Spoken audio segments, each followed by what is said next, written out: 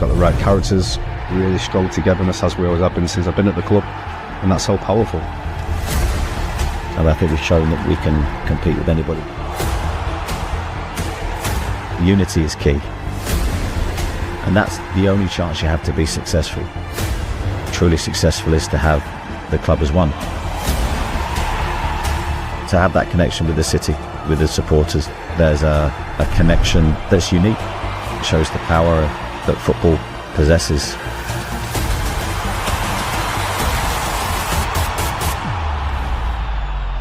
And I think anything can happen.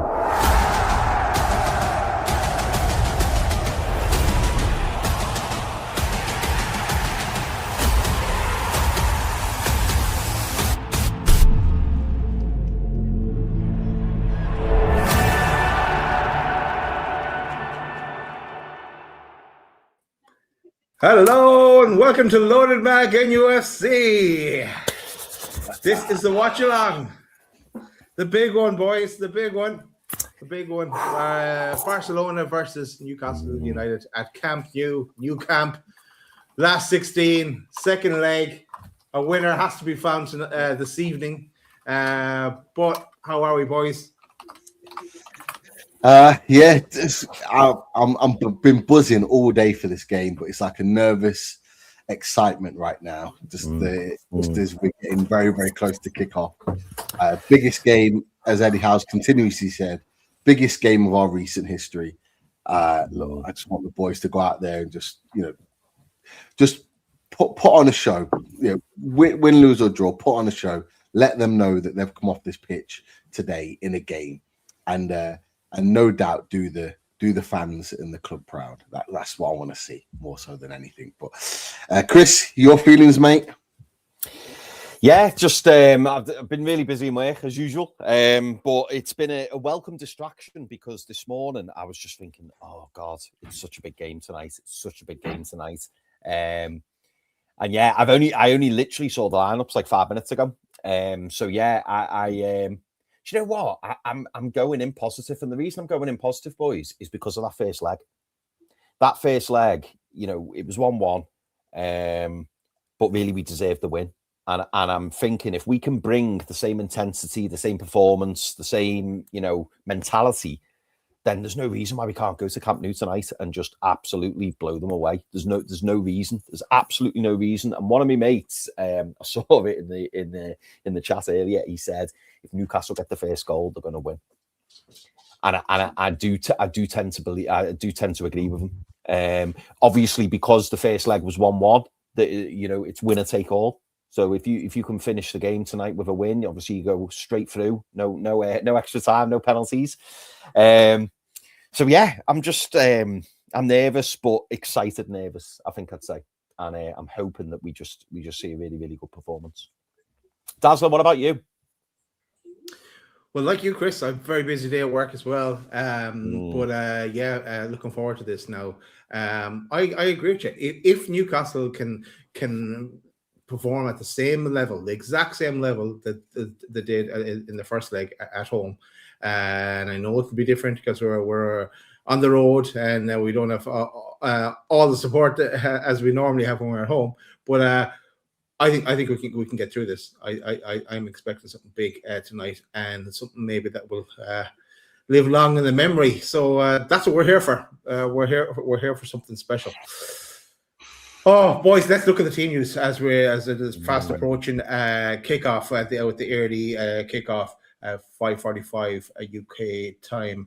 136 watching us live. Smash that like button as soon as you join, guys. We are here to the end of this, and that could be Budapest in May. We'll see. We'll see how that goes. But here is the team news for Newcastle.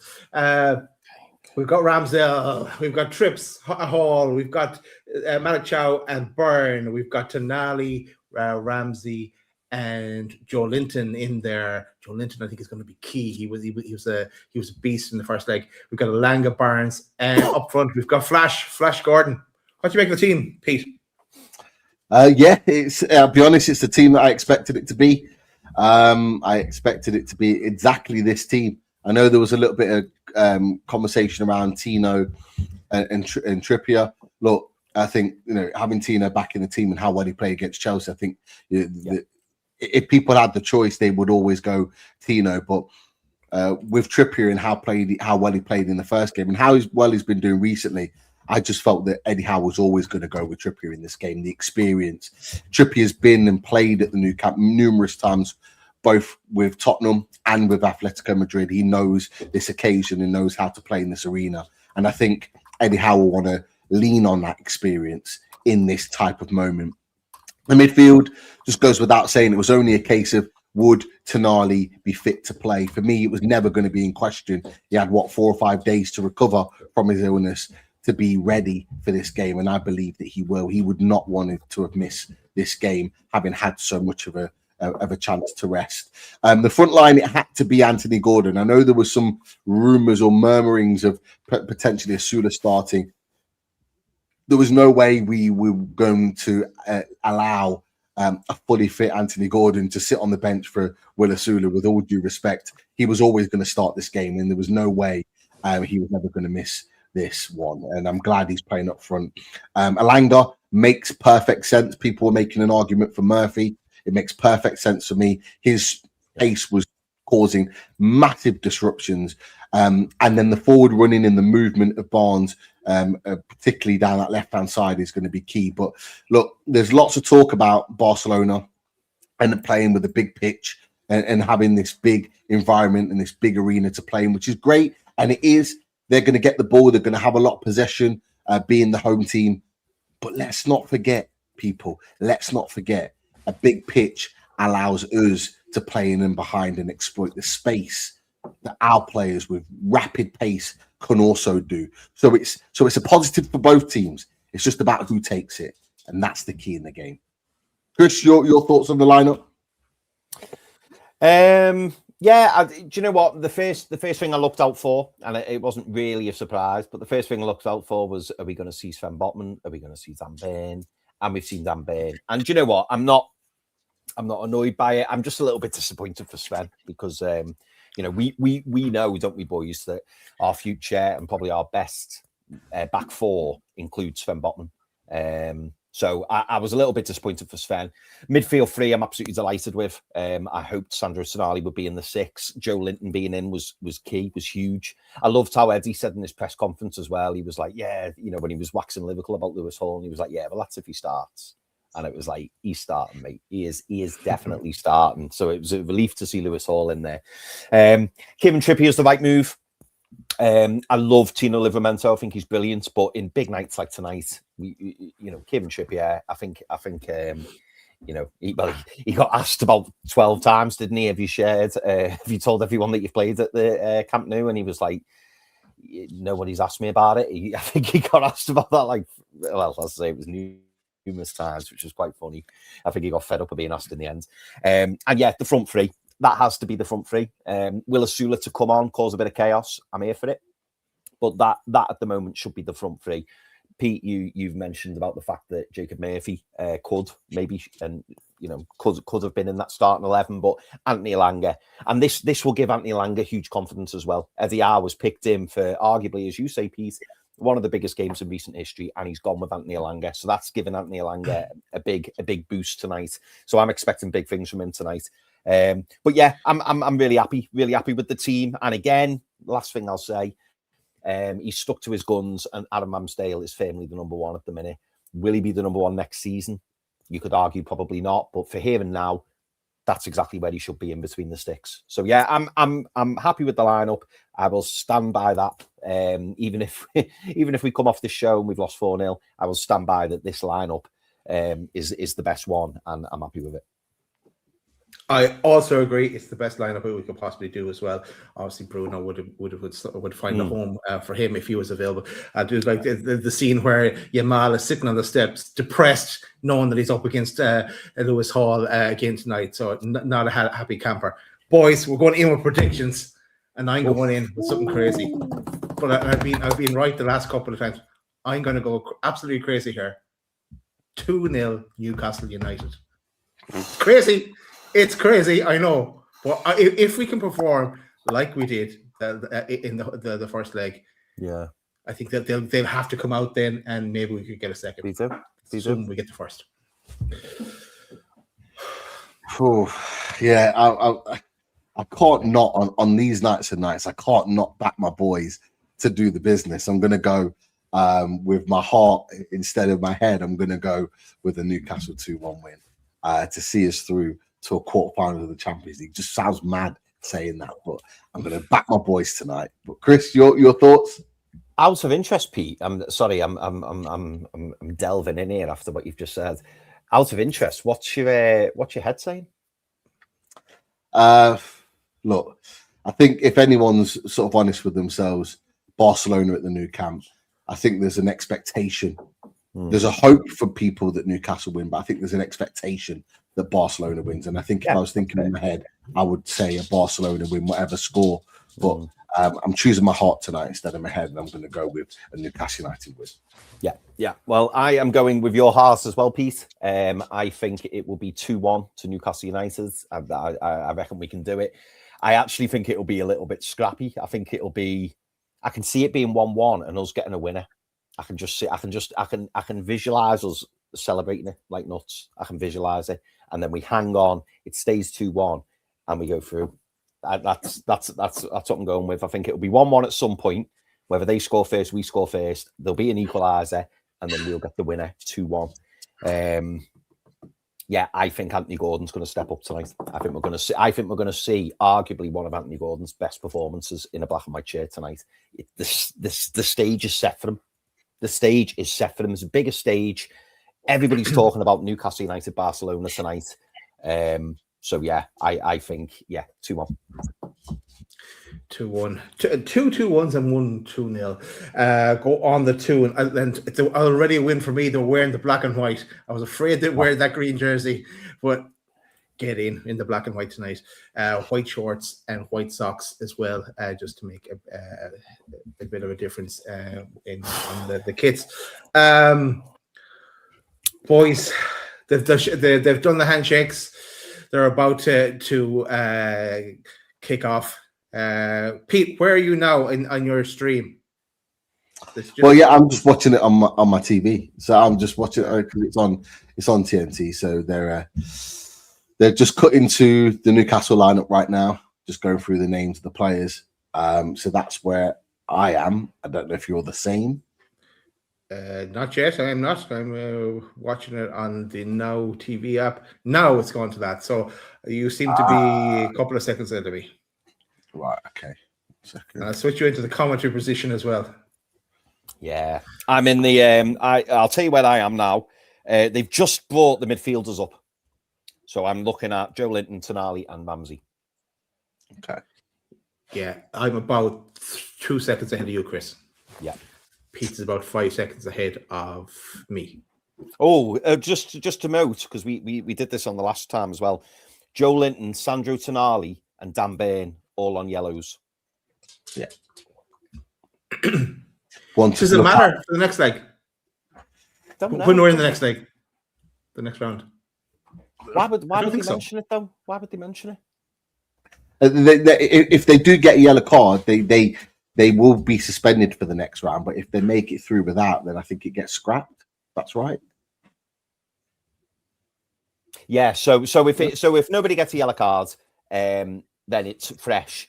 If one of them get booked tonight, one of those three, Joe Linton, Sandro Tonali, Dan Burn, they'll miss the first leg of the next round. Okay, that's right. Yeah, that's it. Okay. Boys, we are underway. Dan Burns just launched the left-footed swinger down the left-hand side of the pitch. Gordon goes to chase it down, goes out for Newcastle throw, and Anthony Gordon on the left-hand side already attacking. And there's an early free kick on the left-hand side for Newcastle United very, very early on in the game. I paused it, lads, for about 5 seconds. So are you where? You're still about 3 seconds ahead. Yeah, I've seen the free kick. Free kick now. It's just happened. Yeah, right. Yeah. Just a second happened. Yeah. So Pete goes bananas. We know something's coming. Let's wait and see. Yeah. Come on. What are we going to say? I was just going to say who was going to walk over to take it so we could try and line up that way. It looks like Tonali has the ball. Tonali's going up to it. Yeah. Tonali's just put the ball down. Yeah. So the ball's been put in. It came out to Alanga. Alanga then tried to pump it back into the middle, and it got swept up by Barcelona. Barcelona tried to play it long, but Newcastle have cut it out. Newcastle back on the attack with Barnes. Barnes clips it into the box, and it gets headed out for another Newcastle United set piece. It's now a corner to Newcastle United. So Newcastle, great start by them. Where are you at now? If you We are hitting 2 minutes. Now 2 minutes. Yeah, I'm 3 seconds behind you. I've just hit 2 minutes. Yeah. Right, 1 second. Apologies at home, people. We have to do this so get some aligned some way. Right. It was a short corner, played to the back post. Chow to Dan Burn. Oh, jeez. Shot straight at Garcia and manages to turn inside the box. Has a shot with his right foot straight at Garcia after a knockdown by Chow. I'm just going to pause it now. Ooh, yeah. Okay, just paused it again. So replay of Dan Burn. Newcastle have just won the ball back from a early distributed. Oh, you're a bit closer, Pete. You're a bit closer. Yeah. So I'm pausing it every so often just to bring it in line. Pete, I'm landing on 3 minutes now. Okay, so I was 10 seconds in front of you. If you were at that point, because I was on 3:10. The ball. Okay.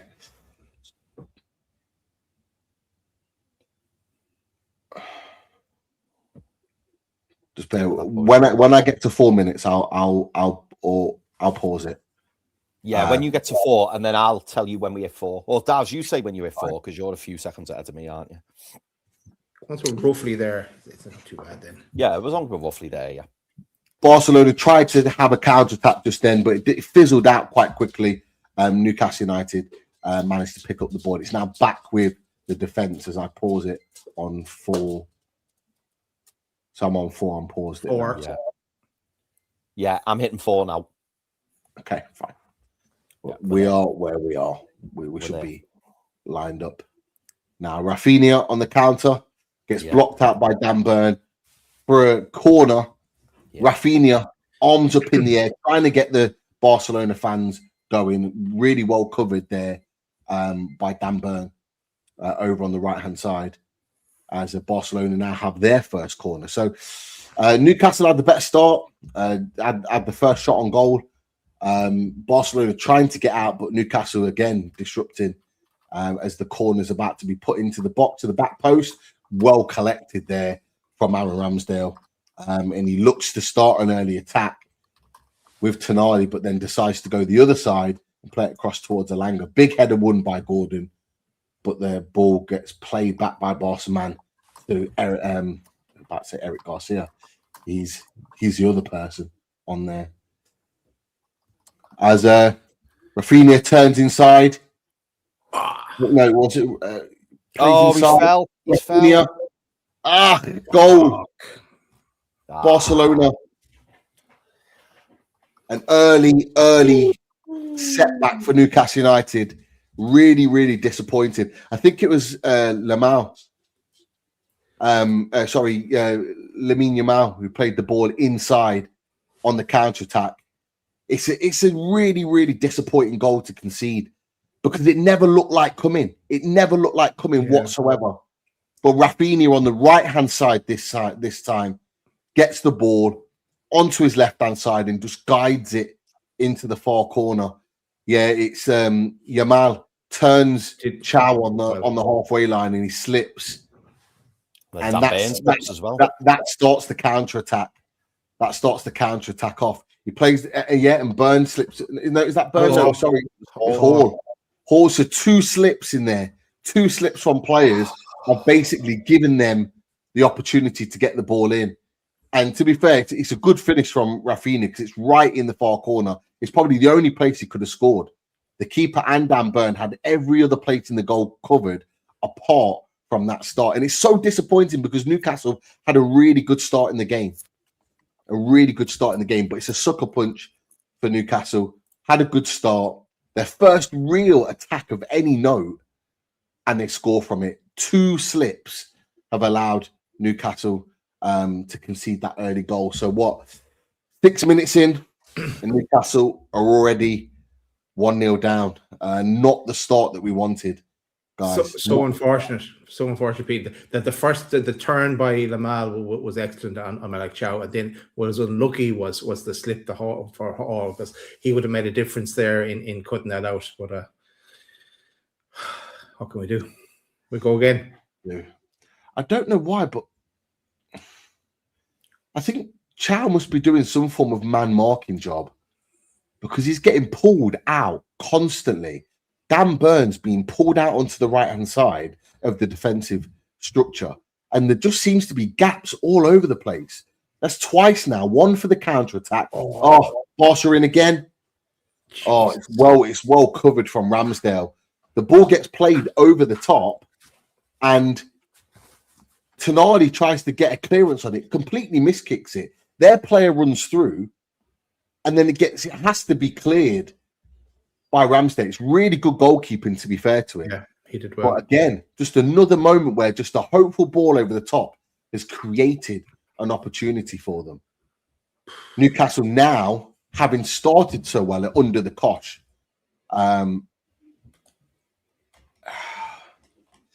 Newcastle are still pressing high with Gordon, Alanga, Ramsey, all trying to win the ball and press it high. Barcelona just tried to play it in behind. Joelinton picks the ball up. Chow and Tonali combine to then play the ball out to Kieran Trippier. Trippier back to Alanga. Alanga, he gets a little shoving behind, but there's no reason for him to just play that ball out. It's a Barcelona throw. He just puts it out of play. Just giving them the emphasis back into the game. Okay, Barcelona again playing it around their defensive area. Now just approaching Newcastle's at half with the ball. They're just popping it around now. Well won back inside by Kieran Trippier. Plays to Tonali. Tonali tries to play it out to Alanga, but again, too much on the ball.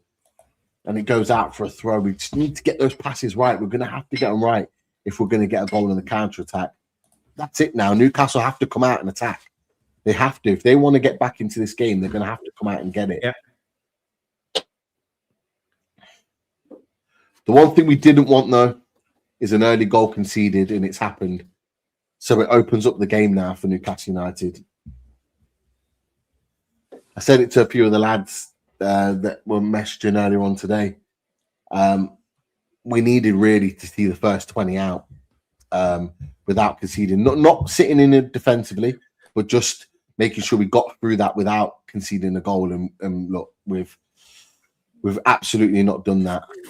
They've got runners coming in behind constantly. Everywhere. Being pressured by 2 or 3 players. Plays the ball well, but Barnes is well marshalled, and then it's straight back to Garcia. And then they start the process again. But Hall wins it back. And the ball is at Barnes. Barnes wins it back and then gets tripped over. That's another free kick out wide on the left. It was really well played by Harvey Barnes there. Harvey Barnes wins the ball back. In their passing moments, when they're playing their triangles, you've got to pick your time to be able to win that ball. And Garcia plays it out to the midfielders. Barnes clips in there, wins the ball. The ball falls free. Their player, I think it's Bernal, goes in to slide. He misses the ball. Barnes jumps over him. And as Barnes is about to land, he just clips him, just takes him out. Again, yeah, that's a card. That should have been. It should have been because it was blatant. It was a blatant trip. Barnes was gone. He was away at that point, down that left-hand side. He's clearly lifted his foot up to trip him. It should have been a yellow card. But Tonali, to put the ball in again. Wait for the whistle. Ball comes into the box. Easily cleared by Barca. No Newcastle player there where the ball lands.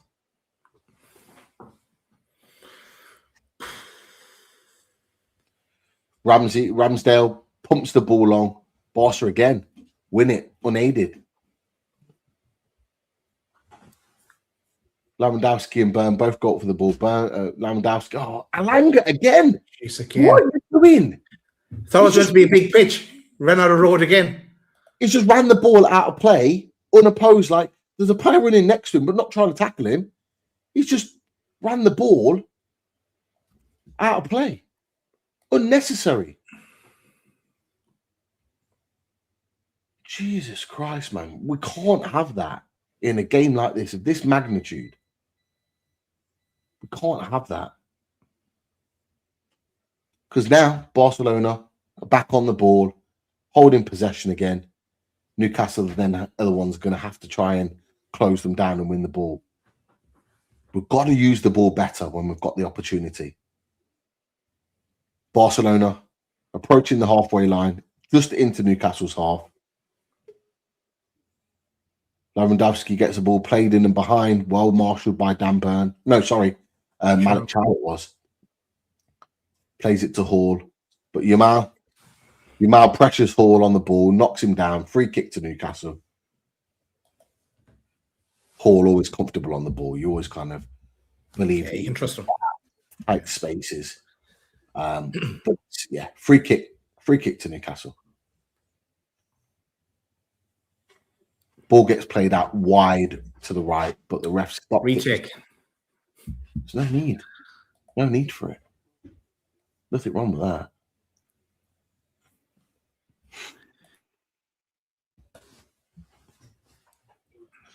Okay, so we finally might get this free kick being taken. 13 minutes in. Ramsdale with a free kick, pumps it long. Gordon doesn't really attempt the header, but he gets marshalled out by two players. Barca back on the ball, trying to play that ball in behind really quickly to Rafinha. Joe Linton picks the ball up. He gets three players on him. He manages to muscle two players onto the ground with his strength. And then Trippier out to Ramsey. Ramsey, lovely play inside with three players. Out to Hall. Lovely stuff from Hall. On a Langer run now. Hall to Barnes. Barnes, 1-2 with Hall. Hall, first time across to Alanga's in. Alanga! Yes! Back in this! And the away fans are going absolutely mental. What a goal. What a piece of football from Newcastle United. Absolutely superb from Newcastle United. What a goal. What a way to hit back after that early stumble. And it's Anthony Alanga, his first goal for Newcastle United, saves it for the big moment in the Champions League against Barcelona in the Camp Nou. What a goal. Brilliant ball in. He's onside. There's no question. You can see the lines. And he takes it in his stride. He just clips it past Garcia. It's a lovely finish just across him. Just across Garcia into the middle of the goal. Their hands go up for offside. He ain't offside. It is a goal. Newcastle United have drawn level. It is 1-1 in Camp Nou. Get in there, boys. Come on. Get in there. Shout out to his twin brother who scored against Man City. But this is Alanga's first goal. In the Champions League. In the Champions League, yes. But a brilliant goal. Look, and a lot of the chatters were there was a bit of hate coming Alanga's way there for a while. He hadn't started well down. No, he didn't start well, but no, look, he's made up for it. He's I don't know, should I read out some of the comments? But get in. That says the chat as well. Come on. And Ali is backtracking. Forgive you, Alanga. Keep it going. And here's Chris Hall as well. Chris, what do you make of the goal? Hey, mate, I'll be deadly honest with you, right? I'd left me work's Teams on, and someone was ringing me, and I was like, "Oh, I've got to answer this." So I left the chat, answered the call, and then as I'm talking to this person, I'm looking down, I'm like, "Oh my god, it's 1-1, it's 1-1, it's 1-1." I was like, "Anyway, great chatting." It's a rookie Got to shoot. mistake, Chris. Oh mate, and I was like, "Oh," but yeah. So I don't know how I contained it, but what a goal! What a goal! Lewis Hall, man, Lewis Hall, that ball. Well, Brilliant. Hall and Barnes connected there with a lovely 1-2. I have to say, their connection down the left-hand side is really good. It has been for a long time. They understand each other. They know how to play these little 1-2s, and they've got good movement. But it's wonderful play from Lewis Hall. You know, all the talk about Lamine Yamal and stopping him, but he is making sure he's having moments the other way. He's attacking. It's a brilliant piece of left-back play from Lewis Hall. And the ball in, it's great to have the ball, to have the run, but to get the ball is superb. Joe Linton. There's your yellow. There's your yellow. Joe Linton will miss if Newcastle get there. Joe Linton will not be playing in the first leg. He is booked and will be suspended for that one. Yeah, we'll see. We shall see. But yeah, it's a blatant tug and pull down from on Yamal. He does turn Joe Linton and Lewis Hall fantastically well, and yeah, Joe Linton just says, "Yeah, not on our watch," and he pulls him back down. It's a free kick to Barcelona, 30-odd yards out. Rafinha, is it? I believe so. The ball's clipped into the back post. It's headed across. Weak. It's a poor goal. There's no one on him. Bernal in the middle of the park. There's nobody there. It's poor. It's poor defending. The ball gets clipped to the back post. It's a free header right across goal. Then the ball falls to the players, to Bernal. Nobody's there. Who's marking who? Who's marking who there? It's poor. Bernal won't get an easier opportunity to put that ball in the net. Yeah, Dan Burns keeping him on side. Dan Burns has done that a few times in this game so far. He's done that a few times. He's playing far deeper than the rest of his defensive line. Yeah, no, that's... Whoever plays that ball across goal, is it Firmino? Whoever plays that ball across goal, that first header, right? If Dan Burn isn't so deep compared to the rest of the defenders, he's offside. Dan Burn's playing him on because Dan Burn's playing 2 or 3 yards deeper than everybody else. That should not be happening. It's poor defending there from Burn. He needs to do better there. And then the defensive unit needs to do better to stop Bernal having a free shot at goal. We've done the hard work, lads. We cannot just keep allowing them to get simple goals. They've not done anything to earn it. It was their first attack, lads. It's their first attack. Two really soft goals to concede. 2 cases of an unmarked Barca player, unmarked at the back post. Dan leaves him. Dan Burns obviously keeping him on side. But then when the ball comes back in, there's about 7 players in the box and nobody's on him. Nobody is on him. It's poor, really, really poor.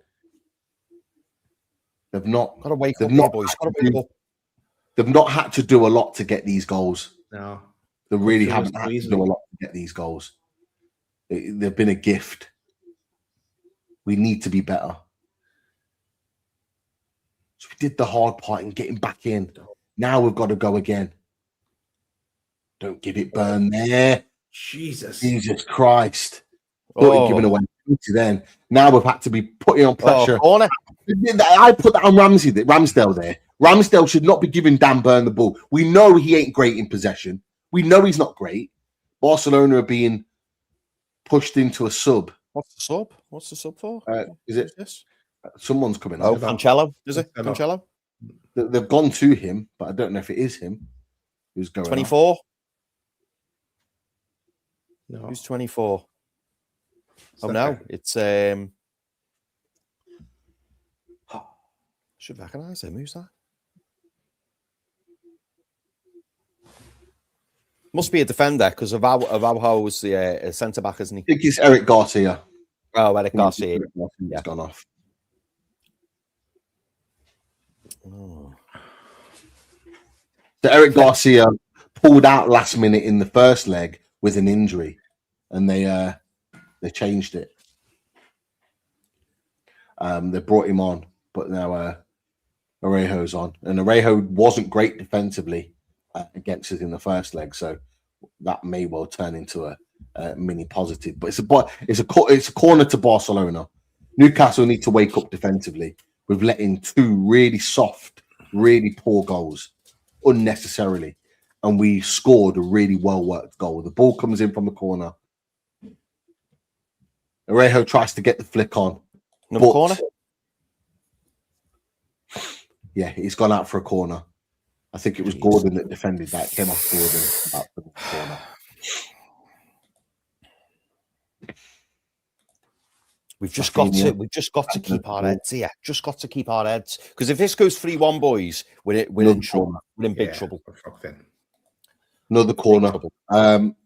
Again, they're doing these front post whipping balls from Rafinha, whipping them into the front post and just hoping it flicks off somebody. They've done it again, and Arejo gets a flick on, but he flicks it on into the side net. And I thought it'd come off Joe Linton and could be another corner, but Arejo just got there just in time to flick it on. It's a clear tactic. Yeah, Martin, that's why is Botman on the bench? Byrne was always going to play this game. It was almost like he was rested against Chelsea. Give Botman a run out.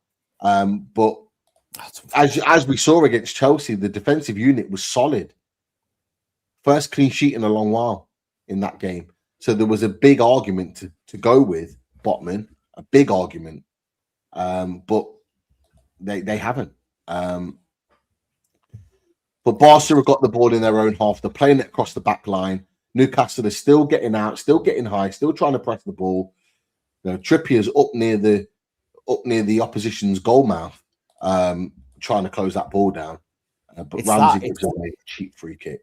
It's that high press, isn't it, Pete? And we've seen it. We saw it a lot in the first leg, where it's literally don't let them get out. Don't let them get out. High press. Kieran Trippier, you're right. He was 70, 80 yards up the pitch. Yeah. They're still keeping to their game plan, but they've just got to be defensively tighter, because it really isn't. It hasn't been great. Ramsdale pumps that ball long. Two Barcelona players go for the ball, clatter each other. The game stopped because of an apparent head injury. But Arejo, Arejo and Kabasi, they both go for the ball, literally head each other. Arejo heads the ball and also heads Kabasi. Yeah. And he's getting a little bit of treatment now. Oh. Brilliant as well. Brilliant to get back in there. Brilliant goal. Just let it slip far too easy. We're going to rue that. Got to keep within a goal. We have to keep within a goal. We really do. If this goes 3-1, we're in big trouble. Big trouble. 100%.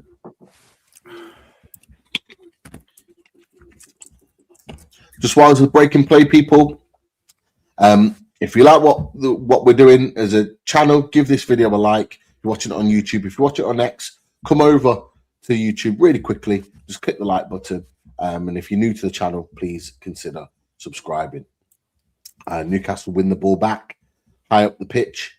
It was played up to Elanga. Elanga tries to win the ball, but it's cleared out for a throw-in by Barcelona. So Newcastle United throw.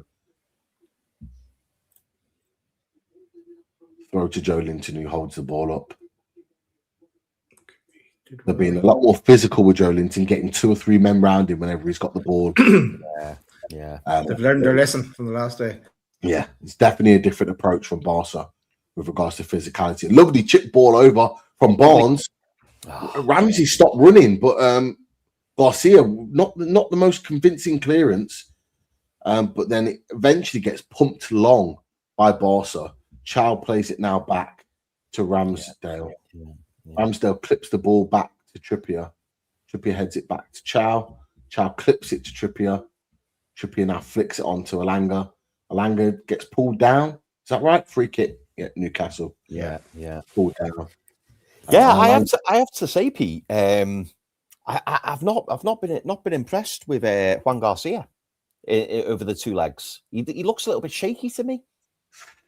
Yeah, he's a good sweeper goalkeeper, but and he's made a couple of saves, but again, he hasn't been amazing. Not from what I've seen. I mean, he's had a good season at Barca in general, but certainly not against us.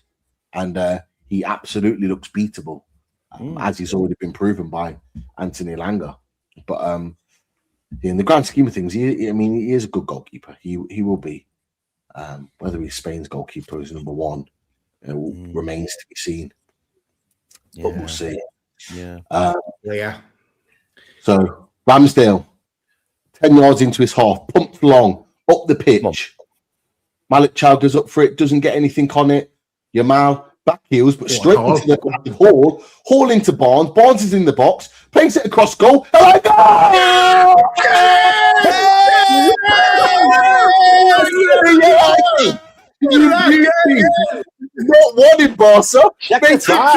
one in Barca. And the away end are going absolutely nuts, and quite rightly so. And Yamal has his head in his hands because he caused that goal by playing a stupid back heel. Thank you very much, by the way. Hall goes, thank you very much. He takes it on, plays it to Barnes. Barnes, again, lovely little jinking play down the left-hand side, puts it across goal, and Alanga goes, I surely can't miss this. And he doesn't. And it's 2-2. It's game on. It's game on, lads. Come on. Let's Lewis not let Hall, it stick man. now. Lewis Again, Hall. Come on. Oh, yes. Get in. Get in there, boys. He's nicked an assist as well, Lewis Hall. He's nicked an assist. He's literally scuffed it with his.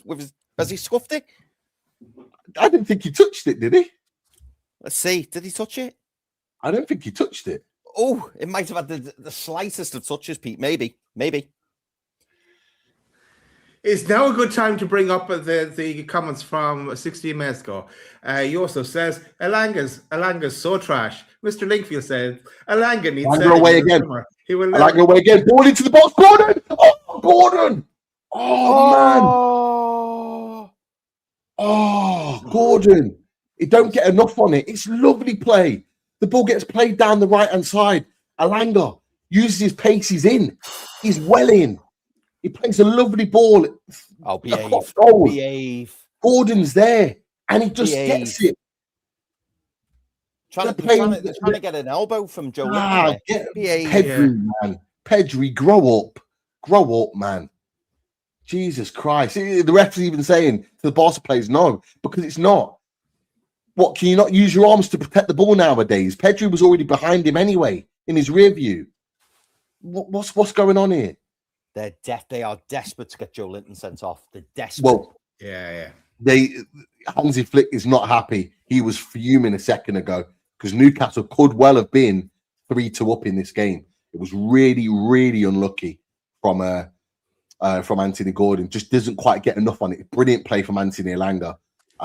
Didn't have a great start, did Anthony Elanga, but I tell you what, he is well back in the game now. He is fully fixed on this one, and should I say, hunting down his hat trick. Newcastle United pressing really hard, not letting them out here. Fantastic work, brilliant boys, brilliant. And Barnes is in and behind. The long ball puts Barnes in. He holds it up against Orejo, plays it back to Hall on the left hand side. Hall jinks inside, plays it to Joe Linton. Joe Linton works it onto his right foot, plays it to Chow. Back onto the halfway line. Chow, nice ball inside to Ramsey. Ramsey into Trippier. It's just an interesting position that Anthony Gordon's picking up. He's almost standing in an offside position, almost to kind of disrupt Barcelona's defensive line's thinking. He's done it a few times in this game, just standing in an offside position and then just jinking back in to play. Back to Ramsdale. Ramsdale clips the ball out to the left to Hall. Hall plays a lovely ball. Barnes just doesn't read what he's going to do, but it was the right thing to do in the right ball. But it falls to Barcelona player Garcia out to Gordon. Gordon and Langer pressing really well there to cut out the space. Plays it long. Safe. Well done, Malchow. Excellent work from Byrne to win the initial header and Chow to play the ball out. And Ramsey's on the turn. And Langer's in. Gordon! Oh, fuck! Oh, There was his chance. It's offside. It's offside, though. But Gordon was in. It was lovely play. The spin is just off. Langer's just off. I tell you what, the turn and the spin to get back in was absolutely fantastic from Anthony Elanga. And he's in. And they're both in. It's 2-on-1 with the goalkeeper. He plays it across to Gordon to get a tap in. But the keeper makes the save. The keeper makes a good save. And then the linesman puts a flag up. But again, boys, there are goals in this game for Newcastle United in and behind this Barcelona high line. We thought it. We knew it. Yeah. We've had examples of it at St. James's Park, but we're now seeing it on this big pitch. I said before the game, yes, the big pitch will allow Barca to have a lot of space and time to pass the ball, but it allow a lot of time for Newcastle, a lot of space to get in and behind their back line. And we're doing it. We're doing it well. 2 goals already tonight. And we get the next one, lads, to ask the question. That's the big thing. As Newcastle again look to hunt, look to press the ball as the defensive line play it out for Barca. And Barca give it straight back to Newcastle with Tonali. Linton on the ball. It's just a pass just behind Barnes. It goes out for throwing. But again, another example, lads, of the press working. They can't handle it. They're struggling with it at the moment. We've got to keep it up. Barca now play through the lines. This is what we've got to be careful of. This counter-attack. Elanga back with Trippier. Ball gets paid into Rafinha. Well cut out by Ramsey. A mix of Ramsey and Elanga. And the ball gets played from Tonali to Elanga, who's now running onto the left-hand side. Elanga, go. Barnes. Plays it inside to Barnes again. Lovely play. 1-2-3 from Barnes. Hall's on the ball now. Elanga across. Barca get it cleared again. It's lovely play. Lovely play from Newcastle United. As Newcastle get another free kick because Joe Linton gets hauled to the ground. Is there going to be a yellow card here? It's got to be a yellow. It's got to be a yellow. Look at that. 2 arms around him. Are we not getting a blatant yellow card here? What's going on? What's that? Or are we going to get the same corrupt refereeing? You're telling me you're going to book Joe Linton for his, and you're not even going to look at that? What are we doing here? Like, literally, what are we doing here? Well, we had similar in the first leg, didn't we? I forget who it was. It might have even been him. I think it might have been him. Fairman, because they were saying, didn't they say if Fairman got a yellow card, he'd miss this game? There's Yamal. Yamal misses this game. I think Fairman may well be one of them. Yeah. I just knew that Yamal was the one that if he got booked, he would miss this game. Short free kick, pumped into the box. Oh, Byrne! Ooh. Just misses his head. Garcia comes out and claims it, but Byrne gets there first. If he gets anything on it, go Sandro. Garcia's getting nowhere near it. And as they play the counter attack, they play a ball in and behind. But Sandro Tonali's recovery run goes in and sweeps it clear. Brilliant stuff from Sandro Tonali there. And Barca do the safety thing back to the defensive line, and they're back passing it across their line. Newcastle back in shape on the halfway line, ready to engage in the press. Brilliant stuff from Newcastle United. Show real heart and desire. First 35 minutes, been behind twice, fought back twice. It's the kind of start that we wanted to see from Newcastle United. Let's just cut out the defensive errors. Let's go and get a third, lads. Go and get a third. Well done from Barnes. That's not a free kick. It's not a free kick, referee. Get out of it. Absolute nonsense.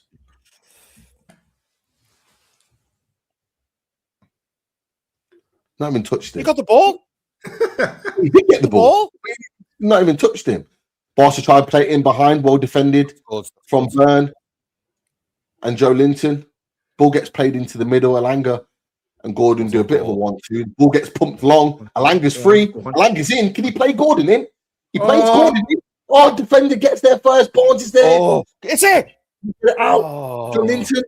Joe Linton now on the edge of the area. Plays it to Ramsey. Ramsey. Come on, boys. Come on, boys. Trippier to Alanga. Alanga's got the ball right out near the corner flag.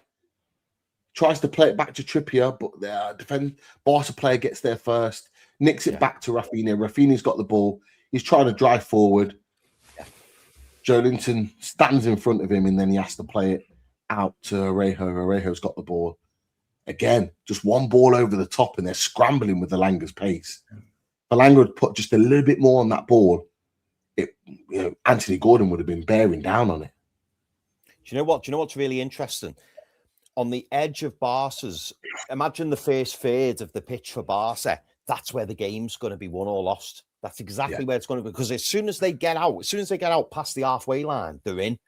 But if we're just not allowing them to get in. Absolutely. And again, those little passes, we're just breaking them down every time. And Lewis Hall, the example again in this particular moment, wins it back. Newcastle have now got it. Trippier plays it in and behind. Hold on a second. They're checking it. He better check it because he gets pulled back there. 2 arms on him. Yeah, Cancelo. Yeah, he gets pulled back. Look at that. That's a pen. Referee, come on now. How can you not give him a pen? Please. He's pulled him and they're looking at it. They're looking at it. What the hell is going on here? Switching to audio.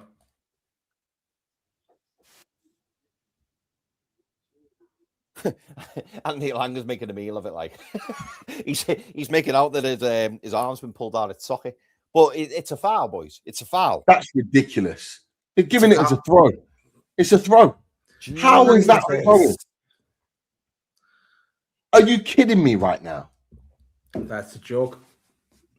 Yeah, both hands Eruption. That's twice in the last 5 minutes we've seen that in action.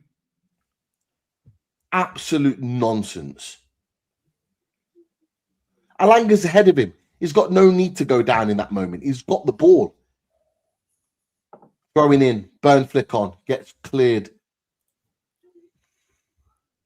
Hall pumps it back long onto that far right-hand side, but it goes out for a throw.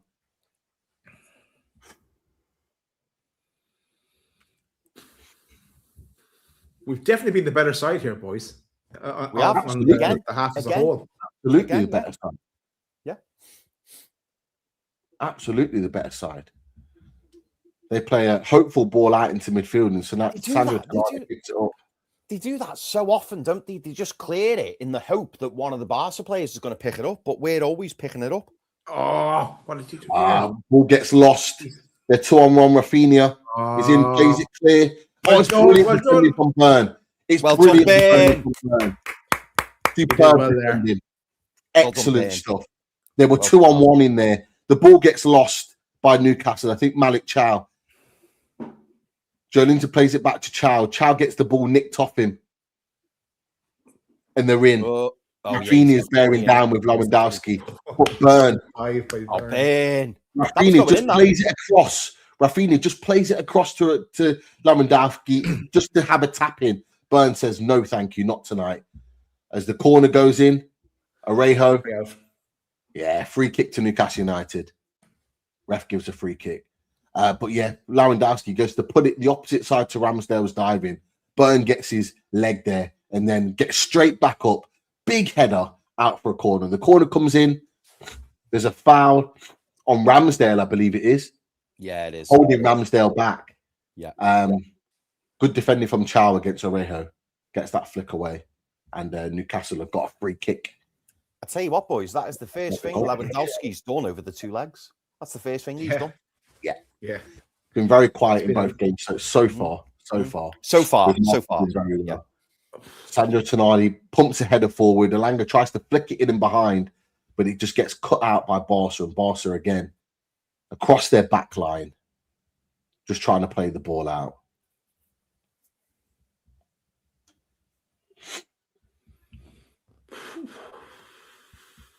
Yeah, from those early moments, Jesus. after United have certainly woken up here, certainly woken up after those early scares, those early goals from Barca. Newcastle hit back twice. Big header from Sandro Tonali as it gets pumped long by Garcia. Comes back from a Barca Here we player. go. And again. Gets it again, but it gets nicked off him. Barca got the ball back just inside their own half. Sandro's and Joe Linton trying to win it back. They do. Falls to another Barca player. Sandro Tonali holding him up. Gives away a cheap free kick. And Barca back on the ball just inside Newcastle's half. Playing it across their defensive line. Yamal back into Arejo. Arejo back into midfield. Pedri picks up the ball, plays the ball right into the middle, through the lines. Lewandowski shoots straight at Ramsdale. That's what we can't afford to happen. Yeah. There's a lovely ball from Pedri just in through that little gap of the midfield. And Lewandowski's done what he hasn't done before. Has come short. He's come short. He's got all that space to turn into. And he gets a free shot in, but it's straight at the goalkeeper. But Barca get the ball back again. Good defending from Sandro Tonali in the middle. Barca then win the ball back again. Sandro flicks the ball. Their player tries to go down cheaply on the edge of the area to win a free kick. Doesn't happen. Newcastle win the ball back, and they're out. Go on, send them. Lovely 1-2 by Tonali. Barnes is going on the left-hand side against Arejo. Plays it inside to Lewis Hall. Lewis Hall's into the box. He crosses it straight into the hands of Garcia. Unlucky. Really well played by Lewis Hall and Harvey Barnes. Tonali started off that move. Lovely. Fantastic football again. Win the ball back. Playing good football going forward. We look dangerous every time we get into their box. They look like they're panicking every time we get into their box. I don't know what to do. Unlucky from Hall. I think he gets a shove as well, just as he's about to cross the board. He gets pushed, I think, as close as into the hoardings. Barca now deep into Newcastle's half. On the left-hand side. How's he got through there? Burn gets doing Hall as well. Hall clears it. Still with Barca in the area. Barnes now wins. Barnes is away. Barnes is away. He gets fouled, and there's got to be a yellow card here. Surely. Yellow card. Thank you. Surely. It was lovely play from Harvey Barnes. He wins it in his own box. Kabasi gets the yellow card. Barnes wins it in his own box, and he's gone. He's on the counter attack. Goes for the 1-2 with Anthony Gordon. Gordon plays it back. Gordon gets fouled by Kabasi, but Arejo also knocks back Barnes. Should there be 2 yellow cards there? Blatant. As you see the frustration on Yamal's face. He's not getting it his own way today, that's for sure. So Kabasi gets the yellow card for the foul on Gordon. Gordon's about to play the 1-2 back to Barnes. Barnes gets cut off blatantly by Arejo. So there's an argument that he should have had a yellow card as well. But it's a free kick to Newcastle United. Sandro Tonali just getting some medical treatment on the pitch. Doesn't look anything serious. Yeah, he got a nick there. Jesus Christ, this game's no good for the ticker. Oh, no. It's not. There's 45 minutes to go, at least. I know. 40, just about to hit 45 minutes on this half. It's been a superb half for Newcastle United. Some defensive frailties early on, but Newcastle have hit back superbly well and deserve to be on level pegging. And actually, you could argue, are the better team. In fact, not argue, they have been the better team this half. There's no doubt about it. And you could argue that we should be 3-2 up. But there's a ball coming in, pumped up to the pitch. Dan Burn goes up for it. He gets a little shove there, but it comes back up, wins the second ball. Joe Linton wins the third ball, gets pushed out by Barcelona to the halfway line, and Trippier just plays it back to Ramsdale. Ramsdale then launches it long again towards Barnes. Arejo wins the header. Yamal does a little back heel to try and keep it on as he cuts inside Joe Linton again. Joe Linton's got to be careful here. Plays it inside. It's a lovely ball. And no! Oh, they miss. The bar. Yamal misses a sitter. Yamal misses an absolute sitter over the bar. It's really well defended by Newcastle United. Barcelona were scintillating in that moment. There was some fantastic football there from Yamal, who cuts in, turns Hall and Joe Linton, plays it in to Lewandowski. Lewandowski flicks the ball into Rafinha. Rafinha is free on the right-hand side. The ball gets played in to the box. He has a shot. Ramsdale saves it. Falls. The rebound falls just behind Byrne and into the path of Yamal. And Yamal somehow manages to find it over the bar. If that's the Premier League, we're going in a goal behind at halftime, the way our season has gone. So just absolutely. It's a big miss from Yamal. And it's a lifeline for Newcastle United. But again, Newcastle United should have had a penalty in the first half. So, swings and roundabouts and all that. Hall wins the ball and pumps it forward. Joe Linton wins the ball up in the air, nice and high. Barnes tries to play it in and behind. Come on. And he just gets it wrong, but the ball falls to Yamal. He gets fouled on the halfway line.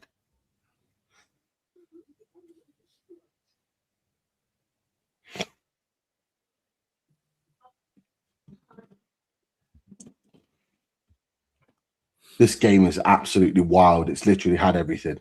Everything you would want as a neutral. Not for me, not for us, not for our heart. No. But for a neutral, this is everything you'd want in a game because it's had literally everything. Yeah. 15 seconds of the allotted 3 minutes of extra time. Oh, great ball there. Ball, and it played across goal. Get up. Rafinha going to ground. Saying he's being held on to. Well, if we're not getting that one earlier, you're not getting that one. That's for sure. He does pull him back by the hand. I've got a bad feeling about this. I've got a bad feeling about this. I've got a really bad feeling about this. Going to audio.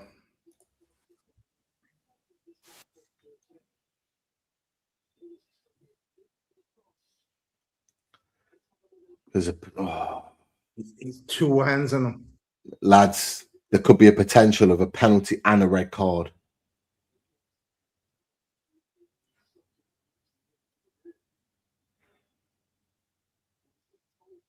Shit.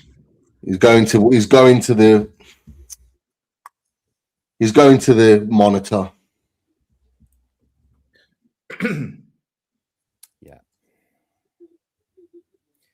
Yeah. He's going to the monitor. It's poor from Trippier. It's really poor from Trippier. Look, to be fair, Yamal was getting there. It's going to be a penalty. There's no doubt about it. It's going to be a penalty.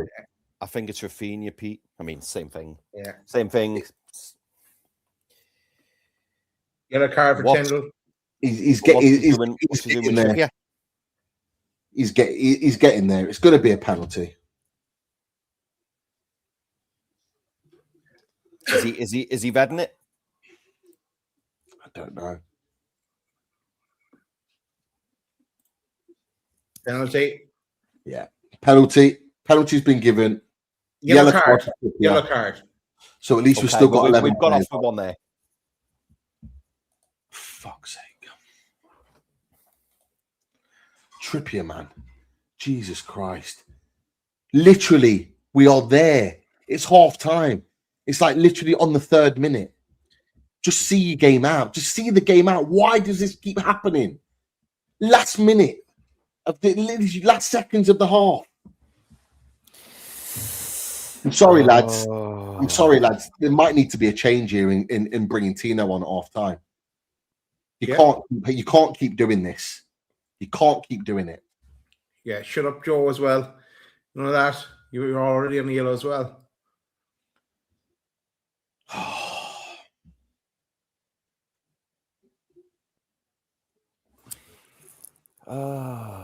Yeah, Big Bradshaw saying we are lucky it's a yellow. Yeah, we are. Yeah. Stupid foul, says Ashcon. And the thing about it is, if he scores, he's done absolutely nothing in the game in the final third. Like a couple of moments on the halfway line, but he's done nothing in the final third. And it'll be all about Yamal at this point, where he's done nothing in that final third. But a penalty is just going to change the narrative of it all. Oh, fuck it. And it's a goal. Ramsdale goes the the right way. He goes the right way, but it's just over him. And it's into the far corner. 3-2 to Barcelona just before half-time. It's an absolute sucker punch, that. It's poor from Trippier. You can't do that, man. You gotta see your runner. You gotta see your runner out there. You gotta be able to get back in there to defend it. It's not good enough. Right before half-time as well. You'd expect an experienced player would be better than that. 50 celebrations for a penalty. Not for me. The guy's been garbage, man. The guy's done nothing in the final third. Done absolutely nothing in the final third, and he's dancing around like he's been a superstar. Far from it. You could argue. Oh, I tell you what, you could argue should have saved that, you know. He's gone to ground too early. Saved it. You should have He's saved gone that. to ground too early. It's not a great penalty. It's a poor penalty. He could have saved It's that. a poor penalty.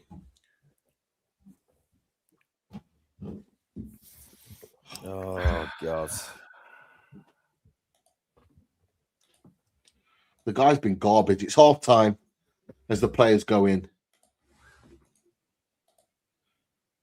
The rest of the players should be fuming with that. Should be absolutely fuming with that, because those players have been brilliant in that first half. Newcastle United have been the better team, but we've had 3 poor moments that have let us down. Again, defensive laps, again, have let us down. The attacking play has been brilliant. We've been all over them. Yeah, I'd take off trips now. Bring on Tino. Bring a bit of a life as well, energy up and down that right hand side. He's a bit of a liability now on the yellow card. Stick with Joe. I know Joe has a yellow card, but we need his strength in the middle for at least another while longer in the game. And what other options do we have on the bench? Yeah, maybe Willock later on in the game. We'll see how it pans out. Yeah, I'd be taking trips off at half time for that. That's unforgivable right before half time to be doing something like that. Not good. And it's not one hand on his arm either. It's both hands on his arm. He's literally pulling him like this. He's got both arms and he's pulling him back. How can you not expect it to be a penalty? He's going to go to ground. They're going to see it at VAR. Yeah. Ultimately, you just got to defend your lines better. Follow your runner. It should be a red card. I'm going to be honest with you. That should be a sending. We're looking at down. It's only because the other defenders, the other centre backs, are deeper than Trippier at that point, which then says a lot to me that Trippier should be in line with them, which means he should be further back. If he's further back, he defends that run, or that run's not made. He's switched off. He's got caught out. Absolutely gutting. It's Newcastle United losing 3-2 at half-time to Barcelona. We have been well in this game. The scoreline at half-time with them winning does not reflect the chances and the attacking intent that Newcastle United have had. Newcastle United have been brilliant, fully deserving to be on par at 2-2 with 10 seconds to go before the allotted 3 minutes have been played, and just a stupid moment from Trippier. Barcelona, they should have gone 3-2 up when the chance that Yamal had right before that penalty incident. So and then the balance of it, it's maybe even to step up there towards the end. But yeah, we don't deserve to be behind. That's for sure.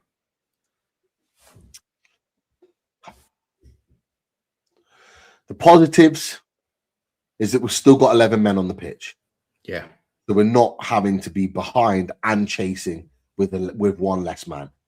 We've got 11 players on the pitch still. But for me, I'm making that change.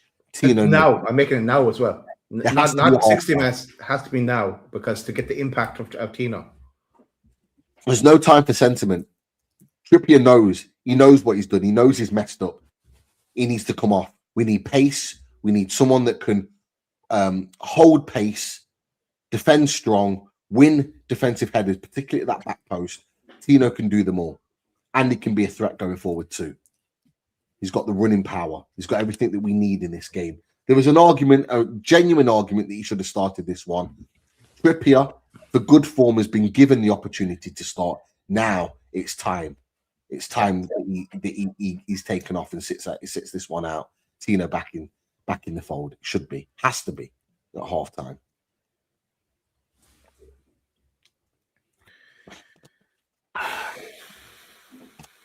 Damn it. We're still in it, boys. We're still in it. Yeah, we're not out of it at all. We are still in this game. We've got over 100 people, over 800 people, 800 people watching. Make sure you click those likes, people. Thank you for coming and joining us. Some of you are coming and joining us at half time. If you join us on YouTube, get involved in the live chat. Lots of people in there throwing their opinions in. And if you come and join us on the live chat, go and click us a like as well. And we've had a super chat from Justice Served. Gordon Stinker. Would you agree with that, Gordon Stinker? I wouldn't say Gordon Stinker. I think he's. I just don't think he's been that involved. I think it's all been Anthony Gordon, and it's all been Anthony Elanga and Harvey Barnes on the wings. I feel like the two wingers are playing a big part. I think it's too early to say Gordon Stinker at this point, just to save. I get where you're coming from in terms of he's been incredibly quiet, but I wouldn't call it a stinker. Not for me. He had that chance where he should have scored and it was saved. And there was something else before that as well. But no, I wouldn't say it's stinker yet. And then there's a long way to go here. I think he could step up in this next 45 minutes. I hope he does. Still time, boys. Still time. Yeah, I think he's been quiet. I don't think he's been a stinker. I think he's been quiet. But I don't think he's had a stinker. I don't think he's played bad. He's been involved in some good passages of play. So I think there's definitely more to come from Anthony Gordon in this second half. But I think Harvey Barnes and Anthony Elanga have been absolutely superb on the wings, left and right. I think Lewis Hall as an attacking entity has been superb on that left-hand side and to be fair, other than that really, really stupid mistake from Trippier, I thought Trippier hadn't been too bad either. Been caught out once or twice, but I thought he'd been bad. I think Charles had a bit of a poor game, if I'm being honest. I think Charles been caught out a couple of times. He's been caught out by Lewandowski. It's just showing the clips back as he got turned by Yamal. I thought he's been quite poor in his positioning, and some of his defensive actions haven't been great. Burn, you could argue, was at fault for the second goal, as they're just showing the first goal from Elanga again. Brilliant stuff from Elanga to score. But Burn stepped up after that, made some big tackles, big stops. Lewandowski going through on a couple of occasions. Rafinha, I think, as well, made some big blocks for Newcastle that have kept us in the game at times. But yeah, there's an argument though. Is there an argument? And I'll put it out here to people in the chat, you as well, Chris. Is there an argument that, if the the Rafinha Trippier incident, if that's a penalty, then should the Elanga be a penalty too? Because for me, I think it absolutely should. Definitely. I think I'd like to see it back again. I would like to watch it back again, I have to be honest. But yeah, I don't see why not. It'd be interesting to see anybody in the chat, because obviously you guys are listening to the commentary, the halftime. let us know what the commentators are saying about it. But to me, watching it live and having the luxury of watching the replay as well, I think it is definitely up for debate whether or not that was a penalty, because it certainly looked a penalty to me. For me, it was the Trips one was nailed on penalty, definite penalty. Yeah. Can't argue against that. And the Langa one with Cancelo, that also was a penalty. It wasn't as clear cut, but I thought the very least they might say it was something like outside the box or something like that. It looked inside the box, but to go just giving a throw, no, it was a penalty. They're saying in the chat here, boys, Alanga dived, says Marslopes. Novo says he caught him in stride, slight but definite contact. RF2531 says, I feel like he clipped his legs as well. Big Bravchaw says, I think they were both pens, but Trippier's was way more obvious. It was more obvious. It absolutely was. Yeah. DXLE said Alanga fouled him first. Lee Owens says Alanga had little pressure on his shoulder and Trips pulled. Definite pen for the Trips one. Yeah, we absolutely agree with that. Boys, question here from Lee Owens, and I think it's one to discuss. Lee Owens says Willock for J7 needs serious consideration. One mistimed tackle and the red is coming. If that happened, it's game over for us. Yeah, but at the same time, we need his strength there. I wait till 60 before making that change. Keep him for as long as possible, and hope. Just tell him keep it together for 15 minutes, and then bring on Joe Willock just for something different. But when we lose with Joe Linton in midfield, we're going to be lighter. He's definitely been targeted. That's for sure. He's been targeted since he got that booking to try and get him sent off. That has been absolutely the case. But for me, the only change that needs to be made at halftime is Tino coming on for Trippier. That's as clear as day for me. It has to happen at halftime. Eddie Howe has to make that decision. It needs to happen. That's the only thing that I'd be looking at. And then maybe if we're getting to 55, 60 minutes and, Joe Linton's walking a tightrope, then you bring Willock on. How many minutes has Willock got in his legs to be able to take you forward? Because obviously we need the physicality of Joe Linton, but Joe Willock can, as we've seen before, offer something different. He's got running power and he makes those early runs in and behind the defensive line, like we saw against Chelsea for the winning goal. He has that ability to be creative in the final third. So the only thing then is, by taking J7 off, do we allow the Barca midfield to come alive a bit more? That's the other. But with having the yellow card, that's the risk we have to take, I guess. Is. Lee Owens follows up his question with Barca will manage the ball now and we will have to fight to win it. J7 could get frustrated quickly. It's always a risk. It is always a risk. But I actually think, Lee, I think Barca will play very similar to how they've played in the first half and also the first leg. We see clearly in that first phase as they're coming out of their area, if you like, approaching the halfway line. They're just looking to break the lines, because as soon as they break the lines and they get into that second third of the pitch, they're practically in. But it's just up to Newcastle to keep the press and make sure that they don't switch off at any point. But I still think Newcastle will play that high line and will try and poach that ball off them and then force them to just play the long ball, which they have been doing. And when they've played that long ball, invariably Newcastle win possession back. Yeah, absolutely. Phil Richardson's not a fan of the pros. Who's in the studio? I haven't seen, boys. Jolie Lescott and Shay Given. Yeah. No, I think what he's saying, Phil Richardson, is thinking that we're pros talking shit. I think he's talking about us.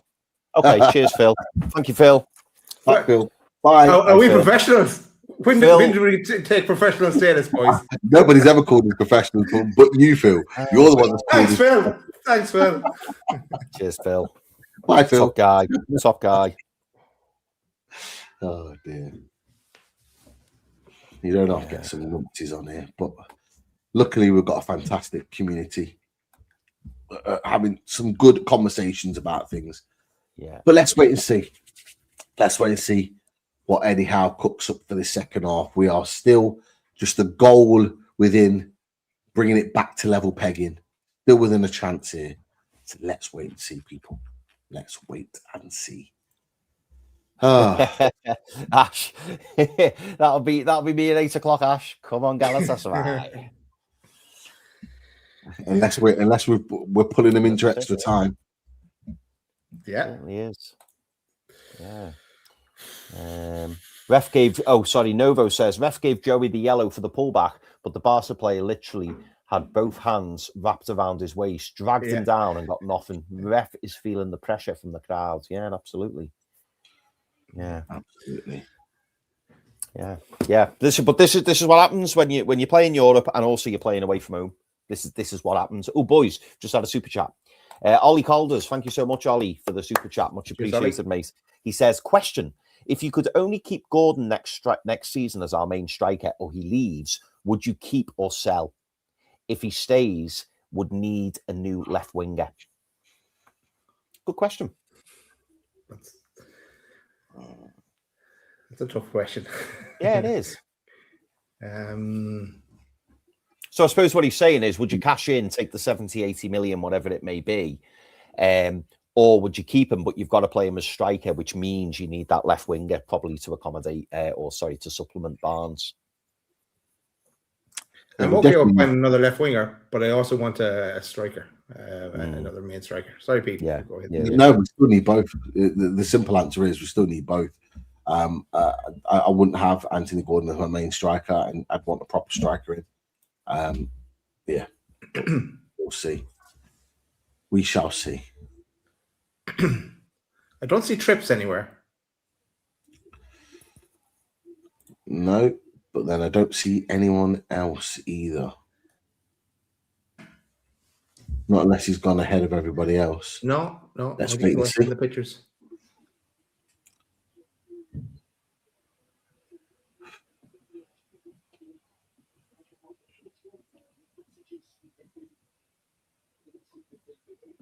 Barcelona just let Newcastle out first. Barcelona waiting off.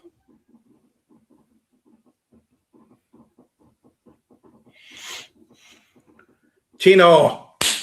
Yes. Good move. Tino's in. Good move. Yeah, Trippier See, off. maybe we are professionals after all, boys. Maybe. Bane's got the armbands. Happy with that. Exactly what I wanted. Let's see. Let's see how we get on this half. Back underway.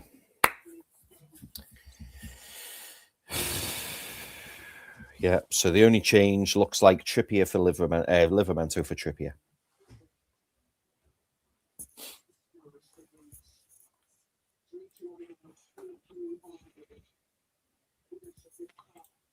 Come on, boys. Let's go.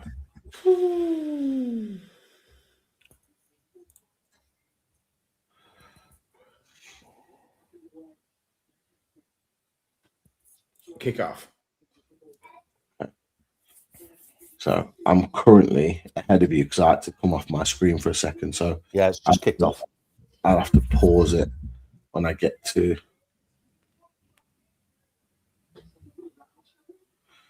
Pause when you get to 46, mate, and then pause. Yeah, that's what I do. Yeah.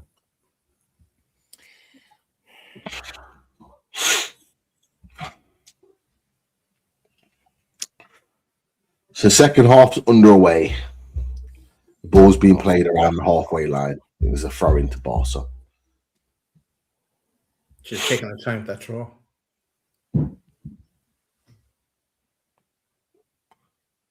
Right.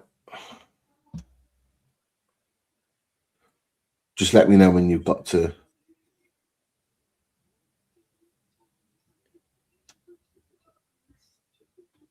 $46. Right. Yeah. Okay. Fine.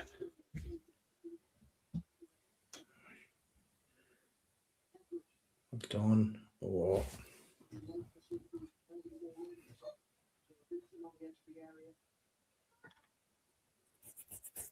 Tino's on finally getting a little bit of a touch of the ball.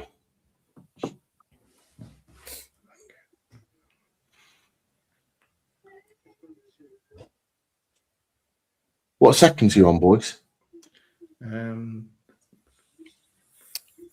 40. Yeah, 40.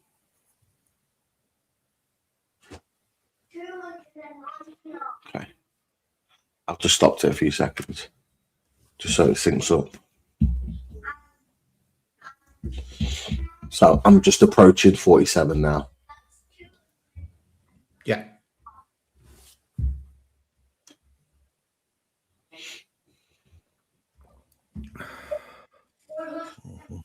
Barca playing the ball around. Newcastle win it back with Hall. Hall, lovely, jinking inside and out. Tries to play in Alanga. Ball gets kicked back by a Barca player to Garcia. Lovely little play there from Lewis Hall. Plays his way out of trouble. Lovely at times. Fantastic player.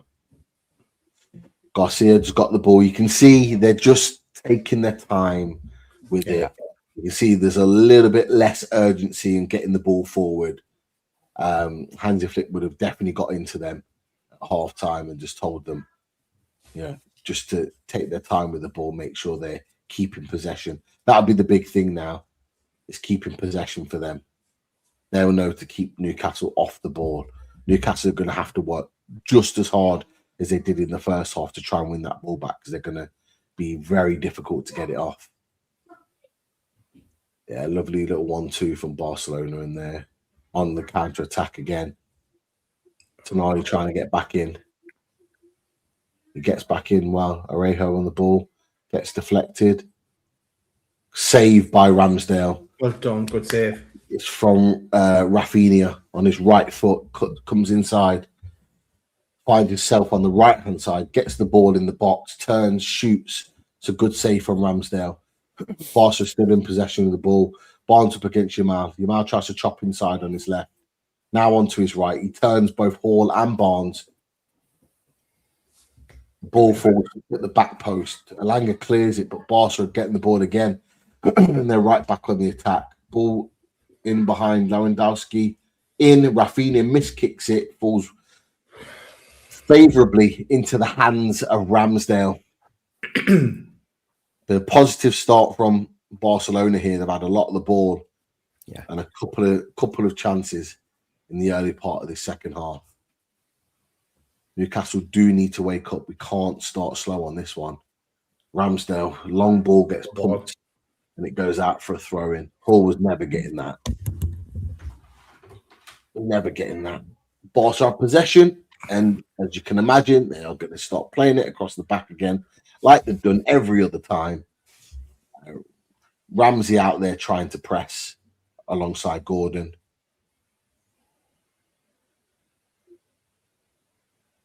We need Gordon in the second half. We need him to produce a little bit of magic.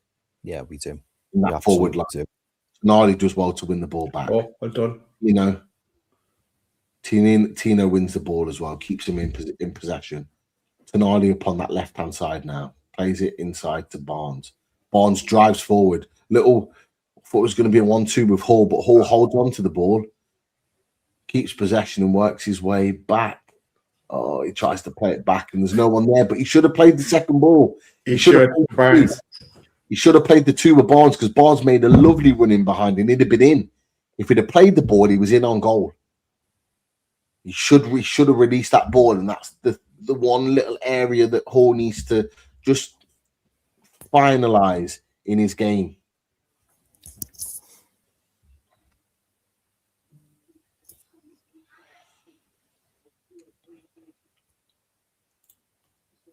Barca played the ball in and behind in the 1-2. They're in on goal, and they score. Barca goal. Is it offside? Oh, it's easy. It's easy. It's too easy. Far too easy. and it's 4-2 on the night to Barcelona. Fermin Lopez scores. Nicely puts it into the corner for Barcelona. It's poor from Newcastle. Really, really poor. Just literally 1 or 2 passes and they're in. Bang. In and behind.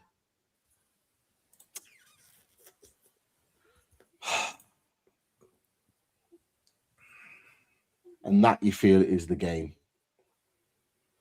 They're watching it again. They play the ball inside. How that ball has been allowed to is well onside. He's How kept him onside. It's poor again. Some of our defenders. Charles caught him no man's land. He doesn't know whether to go. He doesn't know whether to stay. Oh. But he's not near anybody. He's not near anybody. He gets sucked away from the ball by Rafinha, and then he's caught. But then you've got to ask, who's following Fermin Lopez? Fermin Lopez has been allowed to drift in midfield like unmarked. He's been able to drift in from midfield, in and behind our back line. Chow's on the left-hand side of defence. So where's Byrne? These are all the questions that I'm asking. Because that was far too easy. Again, another really stupid, poor goal to concede. You can't go to Barcelona in the Nou Camp and concede and allow four goals to be conceded. You can't do it. You cannot do it. Sandro did well there. It's a corner to Barcelona. Sandro does some good defensive work to get back in.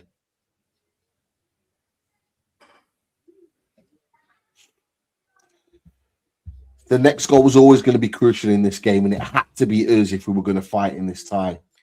Yeah. But it all looks a little bit like it's one step too far now. 4-2 on the night.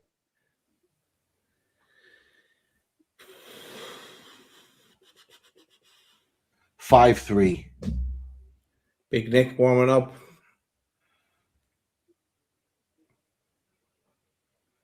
I'm not sure Sandro is going to stay on, you know.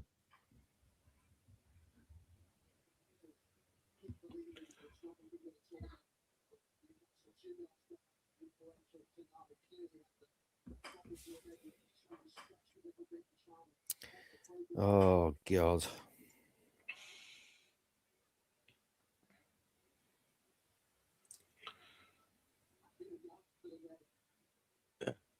I'm not sure Sandro's getting some work done.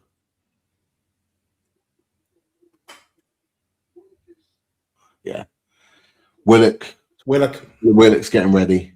Yeah. I just had a feeling when he went down there, I had a feeling he's not going to come back on. Which is not good looking ahead to Sunday. It's watching the goal back. Tonali. That's so poor from Tonali. He lets him run. So poor.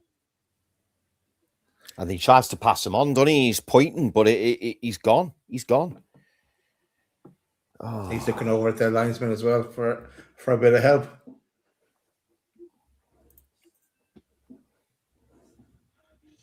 Yeah, it's too easy. It's too easy, boys. I wonder what was that Nigel Adam before that goal. Maybe. Corner comes in, whipped in by Rafinha. Goal, Lewandowski. Game over. The game's done. Poor defending. Who was marking Lewandowski? Oh, it's too easy. It's too easy. With this second half, we've chucked it away. We had a good first half. That there, at the last moments of that first half, that's done us in mentally. That's done us in massively. We have completely crumbled. We have crumbled in the second half. The game's done. Sorry. The game is done. It's poor. Really poor defensive work there. He's got bullied out of it far too easily. Whoever it was, if it was Livramento, Livramento got bullied out of that far too easily.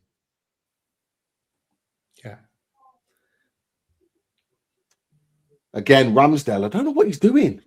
What's he doing? What's Ramsdale doing there? Why has he got so close to that? If you're going to get that close, you've got to get some on it. You've got to take out players. As a goalkeeper, look, by the time Lewandowski's headed the ball, Ramsdale's already past his post. He's already out of the goal. If it had stayed in the middle of the goal, he'd saved that comfortably. He's gambled, hasn't he? He's gambled thinking he's going to put it near post.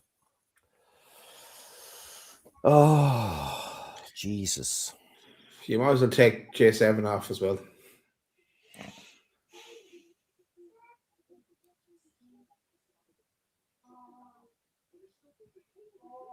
Oh, God.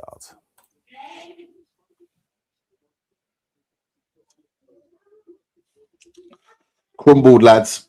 Crumbled here.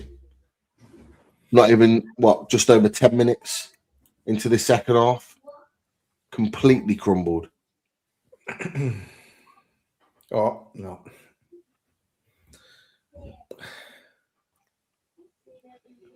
Willock's won it back in midfield, plays it to Joelinton. Joelinton to Barnes. Hall cuts it back. Defended by Barca, cleared.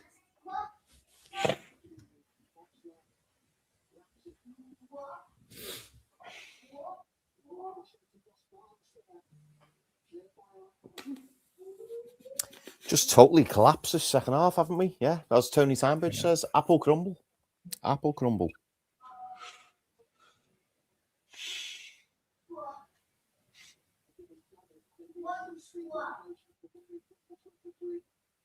Uphill battle now, boys. Uphill battle. Yeah, I'm telling you, that penalty is mentally done. That penalty is mentally done. We were fantastic in that first half. And to concede like that moment there, at the end of that first half, had the same feeling that it was the end of the last game. Conceding a last-minute penalty. And it's been the story of our season. Yeah. How many times from the early games of the season, it's been the case of conceding late, either at halftime or at full time. Starting with that Liverpool game at St James's Park last week. Yeah, Rio scoring. Yeah. Ever since then.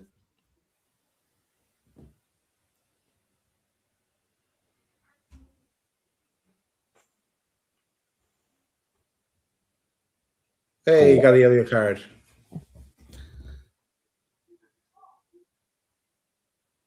What, he gave it to Willock? Yeah. Oh, for fuck's sake. Shirt pull. All right, okay. He's pulling his shirt, right? Fair enough. To be fair, it's a yellow card. Yeah. It's a yellow card, but yeah. He's pulled. Oh. Can't believe it, lads. 15 minutes in, 10 minutes into that second half, sorry. Just concede 2 goals like that.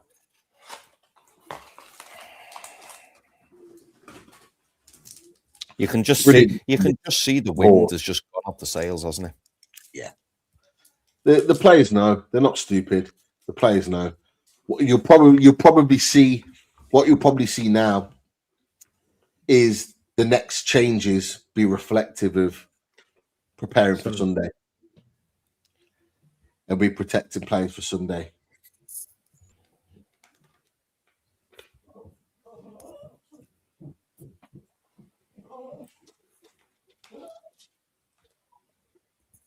Rafinha cuts inside. Oh, Chow, what are you doing, Lewandowski? Oh, Chow, what are you doing, man? Another one. No. Oh, no. Oh, no. That is absolutely dreadful defending from Malik Chow.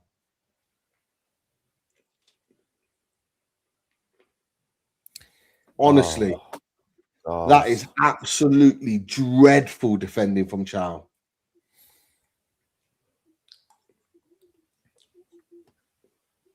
He's facing away from the ball.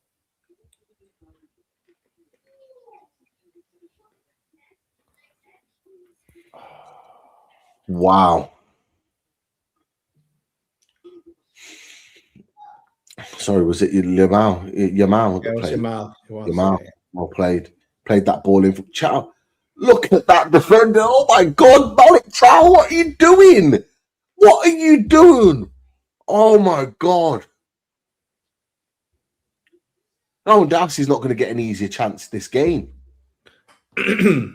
Oh, that defending is horrific. Absolutely horrific.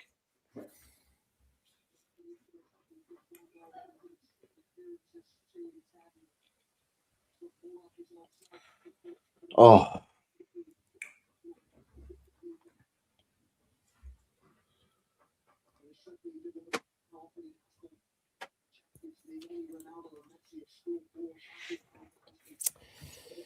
Oh, what has happened? Champions League, we'll see you again in 27-28, hopefully.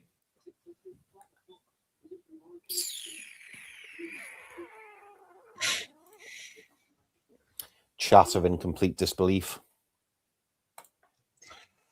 You and us both.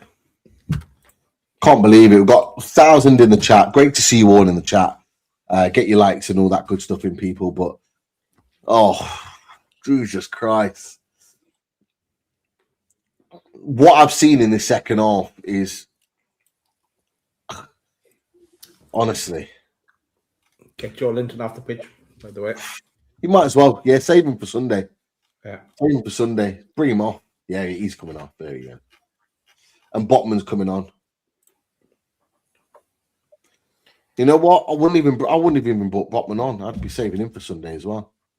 I wouldn't even be bringing him on right now.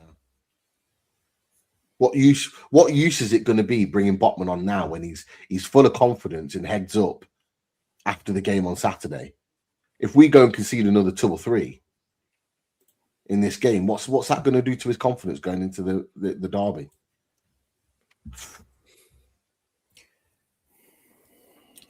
Has he brought Chow off or has he gone 5 at the back? Looks like he's gone 5 at the back. 5 at the back. Yeah. Yeah, Chelsea on.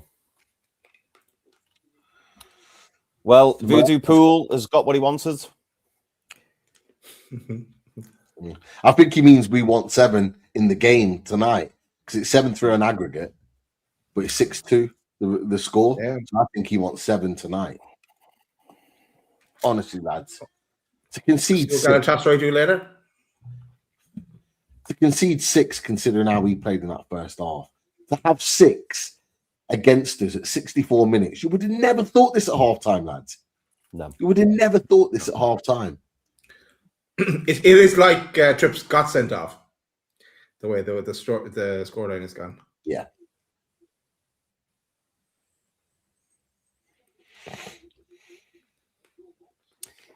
Yeah, so we're firmly a 5-4-1 now, aren't we?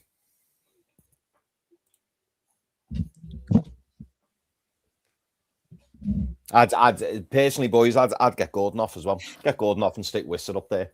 That's what I'd do. Because there's no point running him into the ground for the next half an hour. Absolutely no point at all.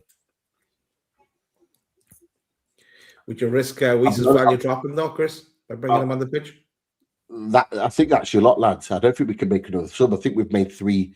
We've had 3 separate subs because we had half time, Trippier and Tonali.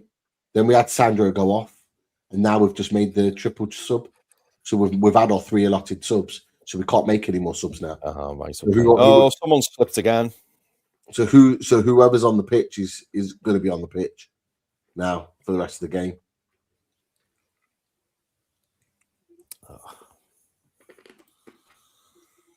Yeah, they're making their subs now. They're saving their players, giving players run-outs, etc., etc. Yeah, Ferran Torres, Olmo.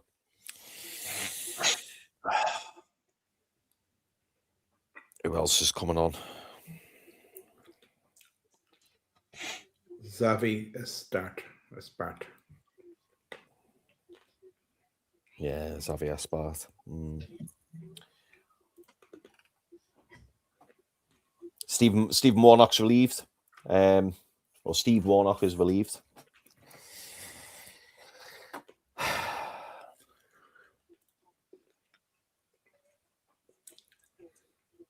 It's still a shot for European places, so it's not over yet. And the big one on Sunday as well. Need a hell of a reaction for Sunday. Jesus Christ, man.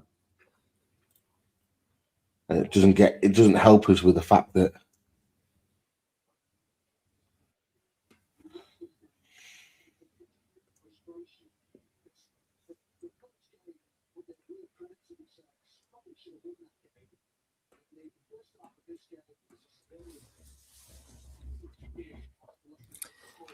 Load up, ref.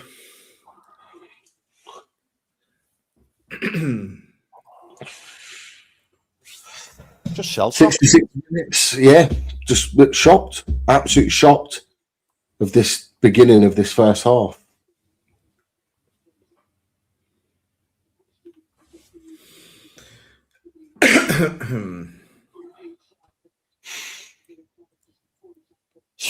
Shane's asking, what did Eddie say at half time? What did he say at half time? Because we've come out just absolutely dreadful. Nah, I'm sorry, right? This is not on Eddie Howe. Oh no, it's not on Eddie Howe. No, I don't mean from you. I just mean like from people in the chat saying, you know, what did Eddie say with half time, whatever. Like, this is not on Eddie Howe. These are individual mistakes that have cost us today. You go through each one of these goals right from the first one.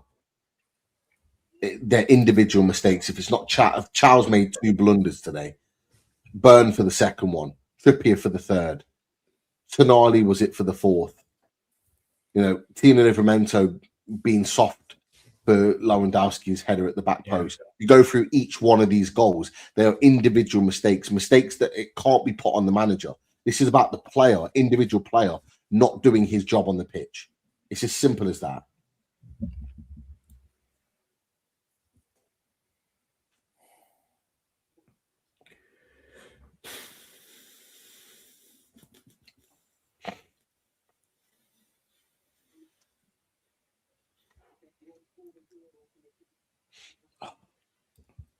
Boys, I'm gutted. Oh, I'm gutted.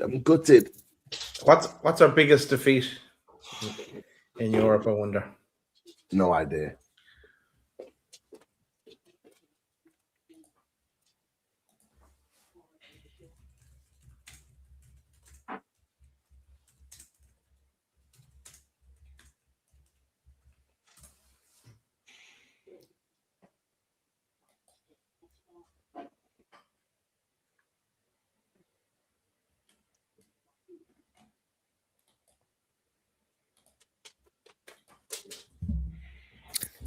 Oh.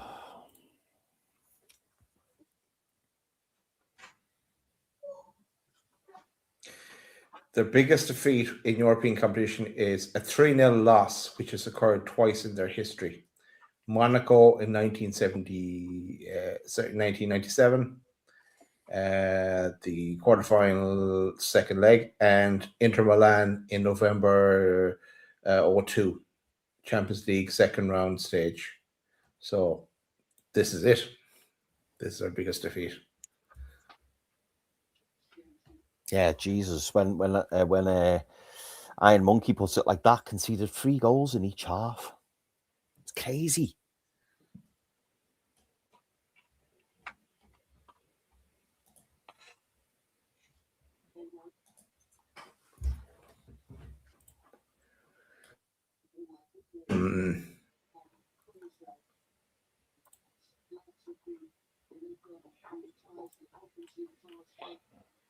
Oh, shocking,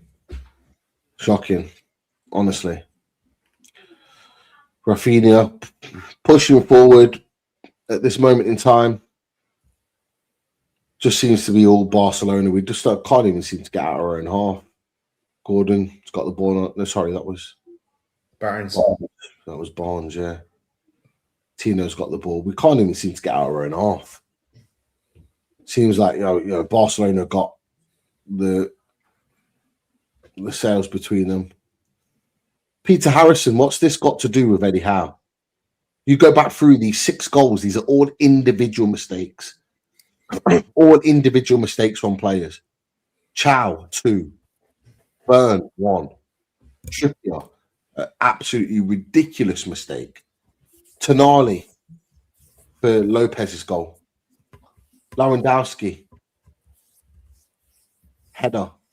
Tino didn't defend it. Chow for the other Lewandowski goal. You go through it all. It's ridiculous.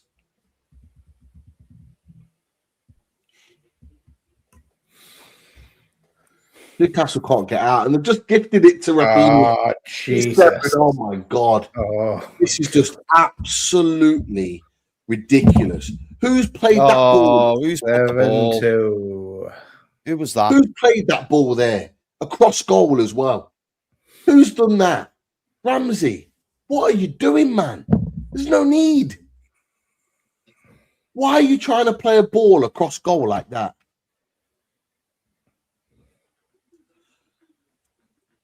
This has been the biggest crumble of a team in a long time.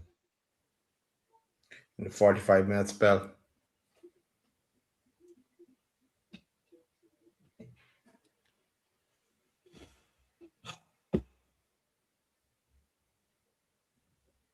Oh, Jesus.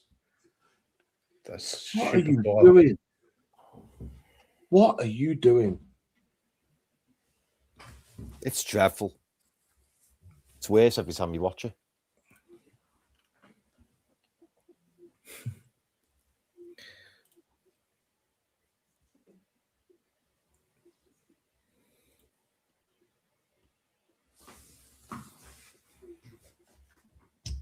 Tyson, this is the problem. You put there, can't Eddie try to shut up shop and not affect confidence? Maybe we're playing with 5 at the back. With 5 at the back. Unfortunately, again, it's more individual errors. The players are just... And there's still time for more.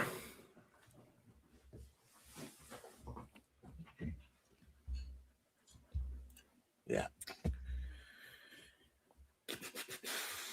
Shocking. Absolutely shocking.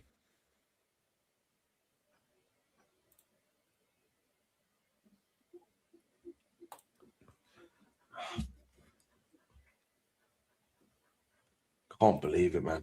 Can't believe it. This second half, just the polar opposite. Just an absolute polar opposite from the first half. I just cannot believe how different we've been from one half to the next. Cannot believe it. Horrendous.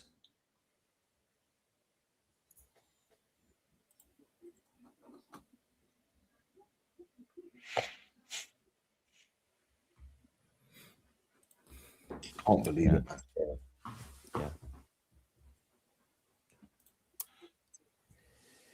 Yeah, Peter Harrison Gordon's still on the pitch, still up front, cuts a lonely figure.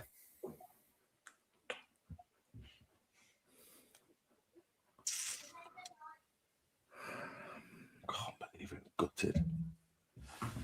Not that I didn't look. Wasn't expecting miracles. Hoping for a win. Hoping to, make a game of it, and we did. We made a game of it in the first half. That's all I asked for this team tonight. Is to make a game of it. I said it right at the beginning of the show. Let's make a game of it. Let's make it difficult for Barcelona.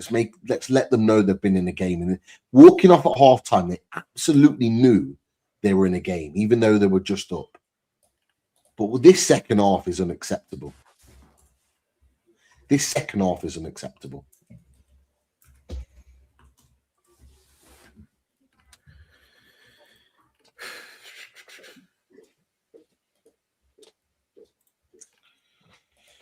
Got a super chat, boys, from Jaxal. Jaxal, thank you very much for the super chat. Jaxal says, respectfully, I disagree that Eddie Howe isn't at fault. We should not have started Trips and Burn. It's favouritism. Individual mistakes have been caused by selection failure and an over-reliance on a system. What are your thoughts? Daz, come to you first. I don't pin this one on Eddie, first of all. Where's your striker, man? Murphy just put a ball across goal and your striker is nowhere to be seen. How are we going to score goals if your striker isn't in the box? It's an absolute joke. Really well played. I'm sorry to interrupt, but that was just ridiculous. It's a really well played ball from Newcastle, in and behind. Murphy's there. He just plays it across goal. No defenders there. Where's your striker? 10 yards back. Where's the drive to want to get on the end of things? This is why we need a striker. We need a proper striker. That's why. He's gone from superb on Saturday, played the role perfectly, and I said as much. But you've got to have that want and that desire. Remember that desire that I talked about for the Willock little tap-in against Chelsea? You had that desire to make up 10, 15 yards on Fofana. Well, where's that desire then? Don't care how many you're losing by. You still got to want that desire to get on the end and put the ball in the back of the net. I hear what you're saying, Pete. Oh, I really don't blame him, though, because we're 5 behind. I'm not blaming. I'm not blaming him, but you need more from your striker. You need more from your players. I don't care if you're losing 7-2 or whatever it is, 8-3 on aggregate. It doesn't matter. When you've got an opportunity to score, you're the striker. You're leading the line. You should be there, breaking your neck to get in there as a chance to score. Every striker is desperate to score. It doesn't matter what the scoreline is. It doesn't matter how the game's going. You should be determined to want to get in the box. Sorry, carry on answer that question. Yeah, so bring the question back up again, Chris. Yeah, of course, mate. So the question was from Jaxal. I disagree that Eddie Howe isn't at fault. We should not have started Trips and Bain. It's favouritism. Individual mistakes have been caused by selection failure and an over-reliance on a system. Yeah, look at I don't think it's Eddie Howe's fault. We talked about earlier a lot of mistakes by individuals, but I would have started Byrne myself. I thought he would. That's what he's going to go with. I didn't think anything different, and especially after the first leg, Byrne had a good game. So did Trips. That's why I would have gone with Trips as well. But yeah, it just fell apart. The very end of the first half, it just all fell apart. Favoritism, yeah, we've seen that this season, but the next season we need something different. As Barcelona in again, no, saved. Yeah, we just need different ideas going into next season, really, and a big summer in the transfer window. That was a great ball from Gordon.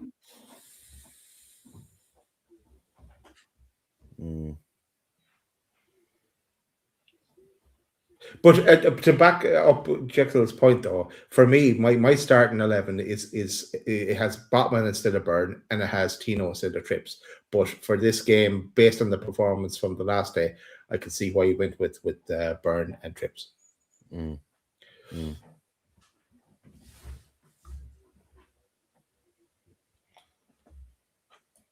Can't believe it's 7-2.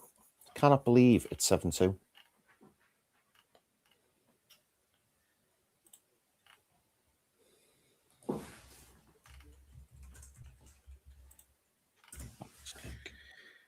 Eight games left in the season, boys. Yeah.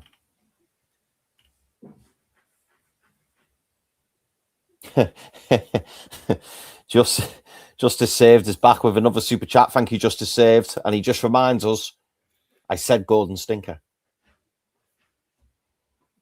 Yeah. Well, you might be right after all. Yeah. Yeah, it's been I would still argue that it hasn't been a stinker. He's just not done anything. I would definitely say it's a chow stinker. It's an absolutely chow stinker, and he should have been hooked. He should have been swapped for Botman. Like it's been dreadful tonight. Malik Chow, absolutely dreadful. When he comes up against pacey, tricky players, he's all over the shop. All over the shop. Jesus Christ, man. We really do need that fourth centre back coming in the summer. Gordon's off, Asula's on. Oh, so we did have another sub. I thought we'd used our three allotted. Do we have to wait to the 80th? Is the stages you've got to make them? I don't know. No, there's normally it's normally you get maximum five subs, but you get them over a allotted period, unless there was did one of their players come off with concussion? I'm just guessing here. I've got no idea.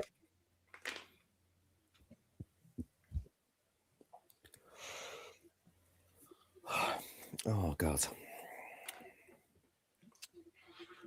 Oh man. Is Chesney coming on to try and qualify for the medal, I wonder?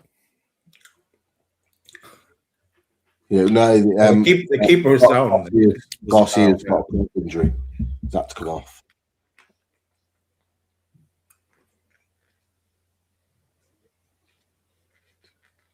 Oh God.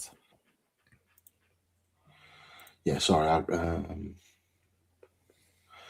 Yeah. Ooh.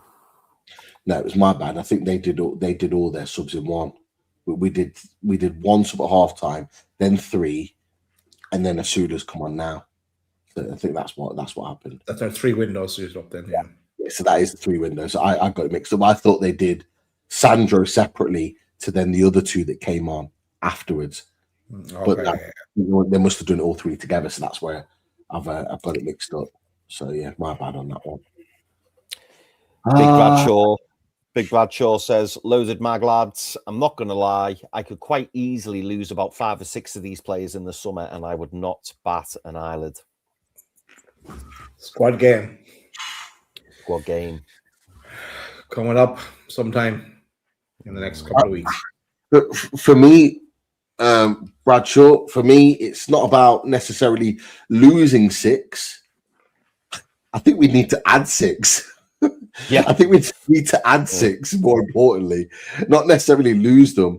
I think there's some of these players in this team that need to be dropping into becoming fringe players for Newcastle United, if I'm being honest with you. More so than losing them and selling them on. I think some of these just need to become fringe players and have 5 or 6 that are playing tonight.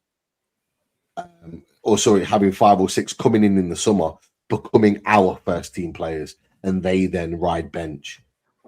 That's what I think needs to happen more so than anything. But yeah. Jesus Christ, man.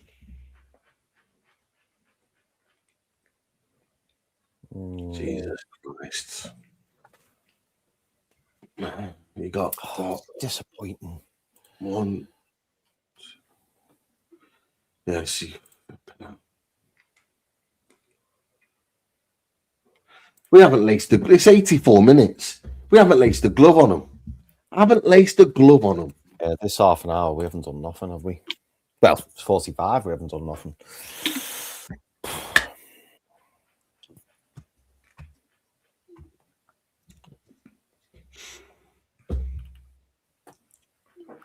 Yeah, it could be. It could be, Tony. Tom.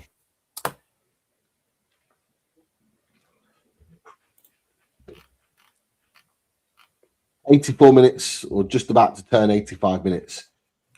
5 minutes plus injury time left.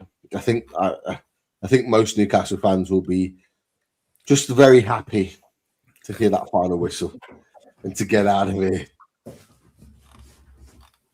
because this has been a second half horror show from Newcastle as Rafinha the man whips in a shot. Needs a second catch from Ramsdale to hold on to it.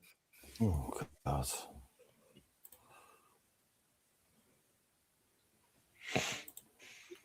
Oh.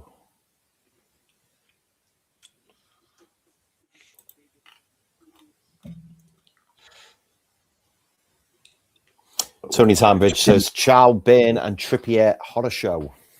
Yeah. You know what? Burn obviously made the mistake for the second goal, but I'm reserving criticism of Burn because there's been some big saving blocks from him in that first half. Some really big defensive moments from him. So I'm kind of, I wouldn't put him in that bracket of Trippier and Chow in particular, because at least he kind of responded. He responded from that. But yeah, I wouldn't say he's been amazing. He's made some big blocks, but he's definitely not been as bad as Chow and Trippier. Absolutely not. Tino needs to start from now on now. Newcastle. That's Trippier's stint done. We need to be playing Trippier. Tino Livramento now. Trippier needs to ride bench. Does Pope get back in for the derby? Or do we stick? Not for me. Not for me. And the reason I say that is, well, as you rightly pointed out before, Daz, there's 8 Premier League games left. We've got obviously, huge game on Sunday. But what benefit would we have at this moment of swapping goalkeeper again? I feel like this is the last change we make. Yes, Ramsdale probably should have saved the penalty, or could have done better with the penalty, and then he came out for the Barca's 4th or 5th, and he flaps at it. He absolutely flaps at it. But yeah, I wouldn't personally. I wouldn't change it up again. I think we just ride with it, as people would say. Yeah. I think. What about you, Pete? I wouldn't be changing Pope. I wouldn't be putting Pope back into this team. No. Not right now. Look, it sounds weird to say, but we've conceded 7 goals, but none of them have really been Ramsdale's fault. You can't argue with any goals. They've been good goals. But you could maybe argue the penalty. We said he could have got down a bit more. He went down too early. He could have, if he'd stayed his ground a little bit, could have made the save. You could argue that. But other than that, Tino should have done better for Lewandowski's headed goal from a corner. You could argue that, and I said at the time, Ramsdale's come out too far, and he did. But again, I'd be clutching at straws there to be arguing that they're the reason why we should change a goalkeeper. Yeah, it has to be Trippier levels of mistake, like Pope levels of mistake. Like you literally give a player a goal, like Pope did against Everton. It'd have to be that level of mistake where you're going, come on now, it's ridiculous. So I think Ramsdale will stay in, but. We'll talk about it more on our big match preview. Yeah. Yes. I'm sure he had on his face. Yeah. Talking about that one. I like what Tony Tambridge just said here. He says, I feel like Tom Hanks in Saving Private Ryan when the grenade goes off beside him. Oh, God. It's just terrific. Well, the grenade's gone off right in the middle of the Newcastle United players in this second half. Yeah. Because it is absolutely been the biggest piece of apple crumble we've ever had, that I've ever experienced. This is just ridiculous.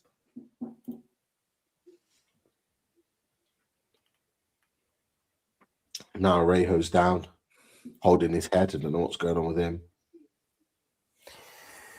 Foxy's saying bring back the Intertoto Cup. Still have the sheet of paper. Yeah. What for the fair play? The fair play list. Babo's in the chat. Evening, lads. It's part of the humbling before the rise. Yeah. Yeah, mate. Yeah, something like that. And that's it. They didn't even give us any extra time. Oh, good. They've been kind to us in one sense, but you can guarantee if we were still in that game, there'd have been 10 Champions League. Bye. Yeah, the Champions League journey's over for this season, and probably for next as well. In fact, it will be for next season. We're going to be away from it for a minimum of a year now, at least. Yeah. Really disappointing way to go out tonight. A tale of two halves. Newcastle United were brilliant in the first half, only by an absolute brain dead decision from Trippier to lose his man and then pull him back to concede a penalty right before half time. Really, really poor moment individually. that's let us down, and then just a huge, gigantic crumble as Barcelona win and go into the semi-finals. Big Bradshaw's cancelling his internet package. Yeah, Doesn't want to see any more. Not good, lads. Disappointing way to go out. I wanted to be positive about the first half as well. I want to talk about how good we were first half, but seeing how bad we were second half, it just kind of overrides it. For a lot of fans, it would just override that feeling of being proud of the players, going to the new camp, scoring 2 goals, being the better team for the majority of that first half. And then that moment in the bloody end of the first half cost us. Looking a bit at the bigger picture, at least it's better than our first run in the Champions League with Eddie Howe. At least we got that bit further in this one. Different format, of course, but got a bit further. Absolutely. You're right, Daz. Progress was made.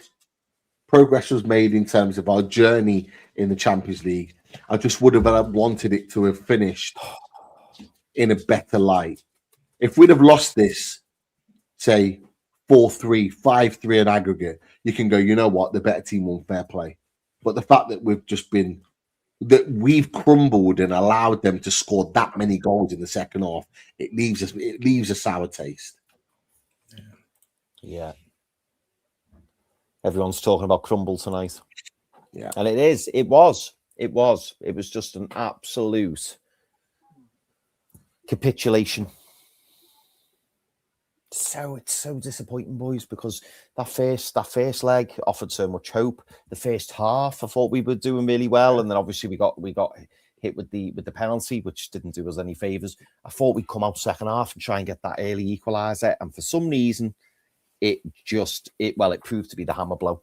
I feel like that penalty to make it 3-2 in the first half just proved to be the hammer blow. It really, really did.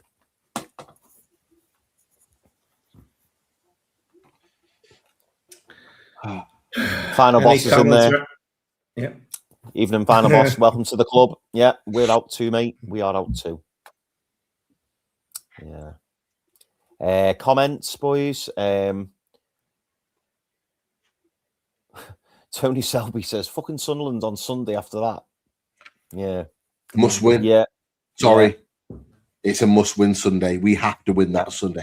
There is no two ways about it. We're at St. James's Park against our rivals. There should be no down in the dumps after that for anybody, for fans, players, manager. We need to get ourselves up for that. That atmosphere at St. James's Park needs to be lightning, and we need to play. We need to play them off the park. We need to win that game. We have to win that game. It's as simple as that. There's no two ways about it now. We get 2-week break after this international break. We have to go out on this with a win. Yeah. As gutting as this is tonight, and it is the manner in which we've gone out. Not the fact that we've gone out. There's no shame losing to Barcelona. Absolutely no shame losing to Barcelona. But the way we've done it in that second half is absolutely gutting. Yeah. But we've still got an opportunity to go on Sunday and put 3 wins in a row in the Premier League. That's the positive that I'm going to end it on from my perspective tonight. We've got a chance to really nail down and move up the table. And we can't feel sorry for ourselves. The players cannot feel sorry for themselves. We've got to be up for this. We've got to be up for the fight. And we've got to win that game. It's as simple as that. Yeah. Loads of people in the chat agree with you, Pete. Must win. Sunday is huge. If we lose, there will be massive uproar. Peter Harrison saying how should go before the Sunderland game. I mean, Peter, he's not going, mate. He's not going. And, I don't think off the back of that performance, as Pete said earlier, I can't really put it all on the toes of Eddie Howe. Absolutely not, because there were so many individual errors in that game. So many players who will look back on that 90 minutes and think we threw that away. We absolutely threw that away. But then Lee Oliver says his job's on the line on Sunday. Mandy, please. Some fans he will be, Chris. So some fans, his job will be on the line on Sunday. But if you think the owners have got his job on the line, you're wrong. In my opinion, I think you're wrong. I don't think his job will be on the line if he loses against Sunderland. But I know and understand that a lot of Newcastle fans will have that in their mindset that it will be. I just don't feel it will. I just don't feel it will whatsoever. But we must win that Sunday. We have to win. Sorry, Chris, carry on. No, mate. Honestly, yeah, I like this. I like this positivity from Oscar. Oscar says, focus on winning the next games and reach Champions League spot again. Positivity. I like that, Oscar. I did start one question or one comment, and maybe we can discuss this a little bit before we wrap. Tony Timebridge, Baltimore and Marissa can't get a kick at the moment, and they cost 125 million. What will Nick Waltermada and Johan Wisser be thinking, boys, at that full-time whistle? What will they be thinking, do you think? Pete, I'll go to you.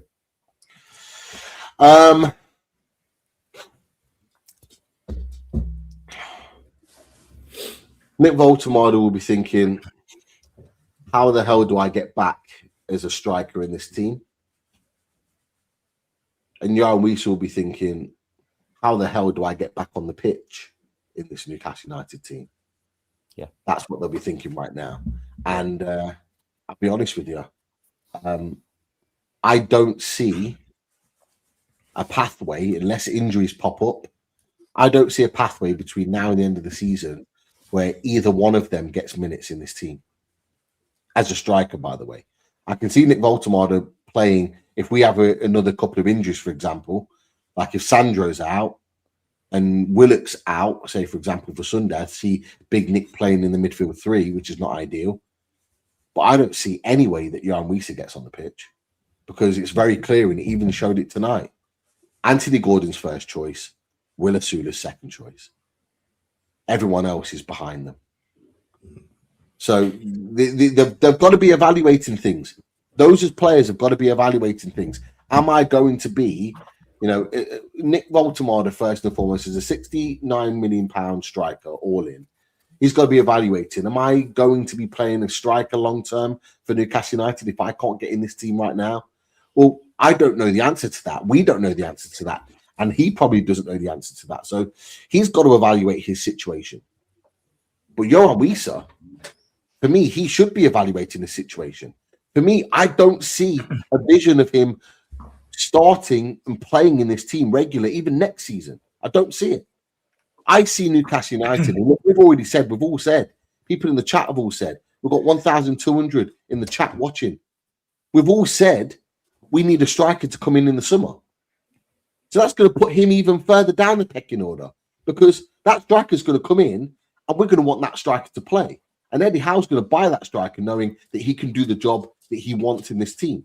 So therefore, he's already going to be ultimately ahead of Johan Wisser, which is why I keep saying Saudi needs to come calling for him. He needs to go and get the big payday. He needs to go and play loads of football and bang loads of goals in the Saudi Pro League, for me. I think that there has to be a cutting point. Go and get a big chunk of money from Saudi and go cut our losses and move him on. Sentiment's gone now. Is that his moment? Is that his Champions League match? He scored a goal in the Champions League. Great. Now you can move on. In my opinion, the team playing in football at Newcastle United between now and the end of the season. You took what I was going to say, Pete, on Wisser. What you asked what he's thinking, Chris. He's thinking, I can't believe Newcastle paid 55 million for me, but I got my goal in the Champions League. Thank you very much. I'll sit this out like I've been doing. And Nick Waltermada will be saying, I can't wait for the World Cup. Full stop. Yeah. Well, I couldn't sum it up any better. I couldn't. He'll be thinking, get me to the international break and get me to play him for Germany. That's what he'll be thinking. He'll be wanting to get out there and getting over to Germany right now. But the way we want to play... Sorry, Chris, go on. No, sorry, mate. No, I was just going to say, Golden God there is saying, Howe does not deserve any more money. Get him out. I don't think Eddie Howe's going to be in charge of this summer transfer window, the Golden God. I think it will be firmly on the door of Ross Wilson, coupled with David Hopkinson. and Eddie Howe will, he'll have a say, he'll have an opinion, but it won't solely be on Eddie Howe this summer. Yeah, I think Ross Wilson is going to be the one driving this summer recruitment. Yeah, I think the same. I think Eddie will get this summer, this window, this transfer window with everyone in place now, with the director of football, and see what happens. But this could be the last. He'll have used up his, after this season ends, he'll have used up the credit he had in the bank. So he needs to perform next season. And for me, as I said before, he will need, whatever he does in the summer, he'll need to be getting us in the top 5 to get Champions League football for season 27-28. This fella, and I'm not talking about you, Peter McArdle, by the way. This fella, Adrian Dunham of TalkSport, he's got some crazy takes, hasn't he? He was the one who said Nick Voltemade was the worst signing in Premier League history. And now he's saying that Eddie Howe should offer his resignation. Mental. It's mental. Yeah, but you'll get a section of the fan base that will be agreeing with him. They'll be lapping that up. You'll see that on the socials tonight, going, yeah, Adrian Dunham talks sense. He's spot on. This, that, and the other. And we'll forget the fact of what he said about Nick Voltemade the other week. But whatever. Just whatever. I ain't got the time or the energy to deal with people like that just spouting rubbish and nonsense out there. The only way Eddie Howe leaves is if he walks in the summer. Otherwise, he stays and he's in charge next year, in my opinion. So I don't even have conversations. Michael talks a bit of sense there. How do people blame Howe on that match? Was the players bottled that second half? And do you know what? I'm not saying Eddie Howe's completely blameless. I'm not saying that. But you can't throw it all on Eddie Howe. You can't. We watched the goals. Everyone at home, you watch the goals. Individual errors from the players. Eddie Howe can't control that. You can't control 2 ridiculous mistakes from Malik Chow. You can't control, a midfielder, Sandro Tonali, not following his runner.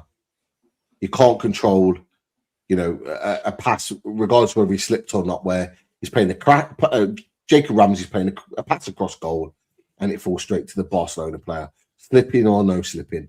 Like, how can a manager... Too many, yeah. How can a manager be responsible for that? Dan Burns' mistake for the second goal. How can you blame the manager for them? They're individual mistakes that are made on the pitch. Nobody questioned any one of those players starting. Nobody questioned Sandro Tonali starting. Nobody questioned Malik Chow starting. Some people may have questioned Dan Burns starting, but the majority wouldn't have. Nobody questioned Jacob Ramsey starting. Those 4 players that have made mistakes, nobody questioned them. Yes, you could argue that Trippier was a genuine question, and I wouldn't have started him. I know why he started, because of his good form and how well he played in the first game. I personally wouldn't have started him. So there's an argument there for Kieran Trippier. I get that.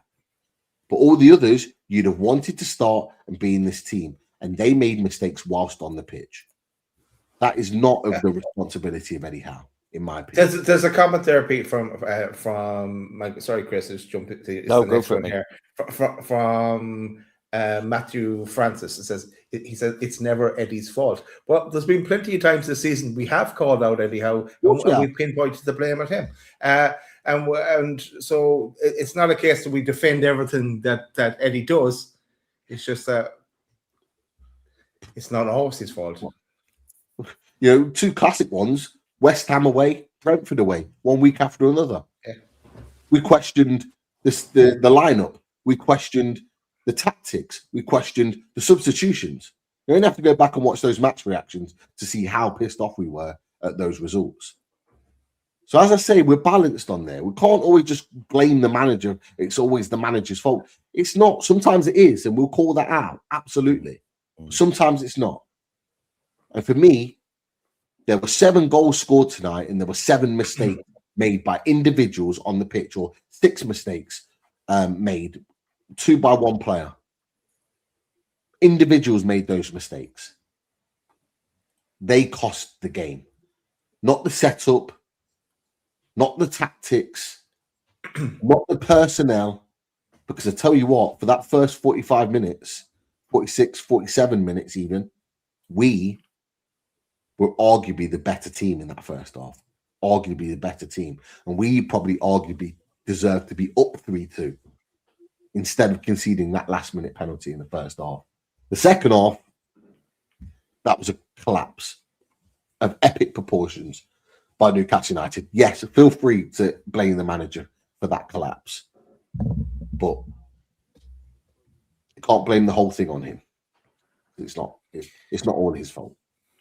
And especially they have a plan now with all the pieces in place to work this summer. If they change the manager now, things are all messed up again, and they've got another season, another window and season with going in for summer with a bit of a mess. And also, if you were looking at changing the manager, a lot of potentially some of the managers may be at the World Cup. You can't wait till the World Cup is over to bring in a replacement either. So that's why I think he'll get next season. There's no rumblings that from that I've seen from that they would look to change Eddie this summer.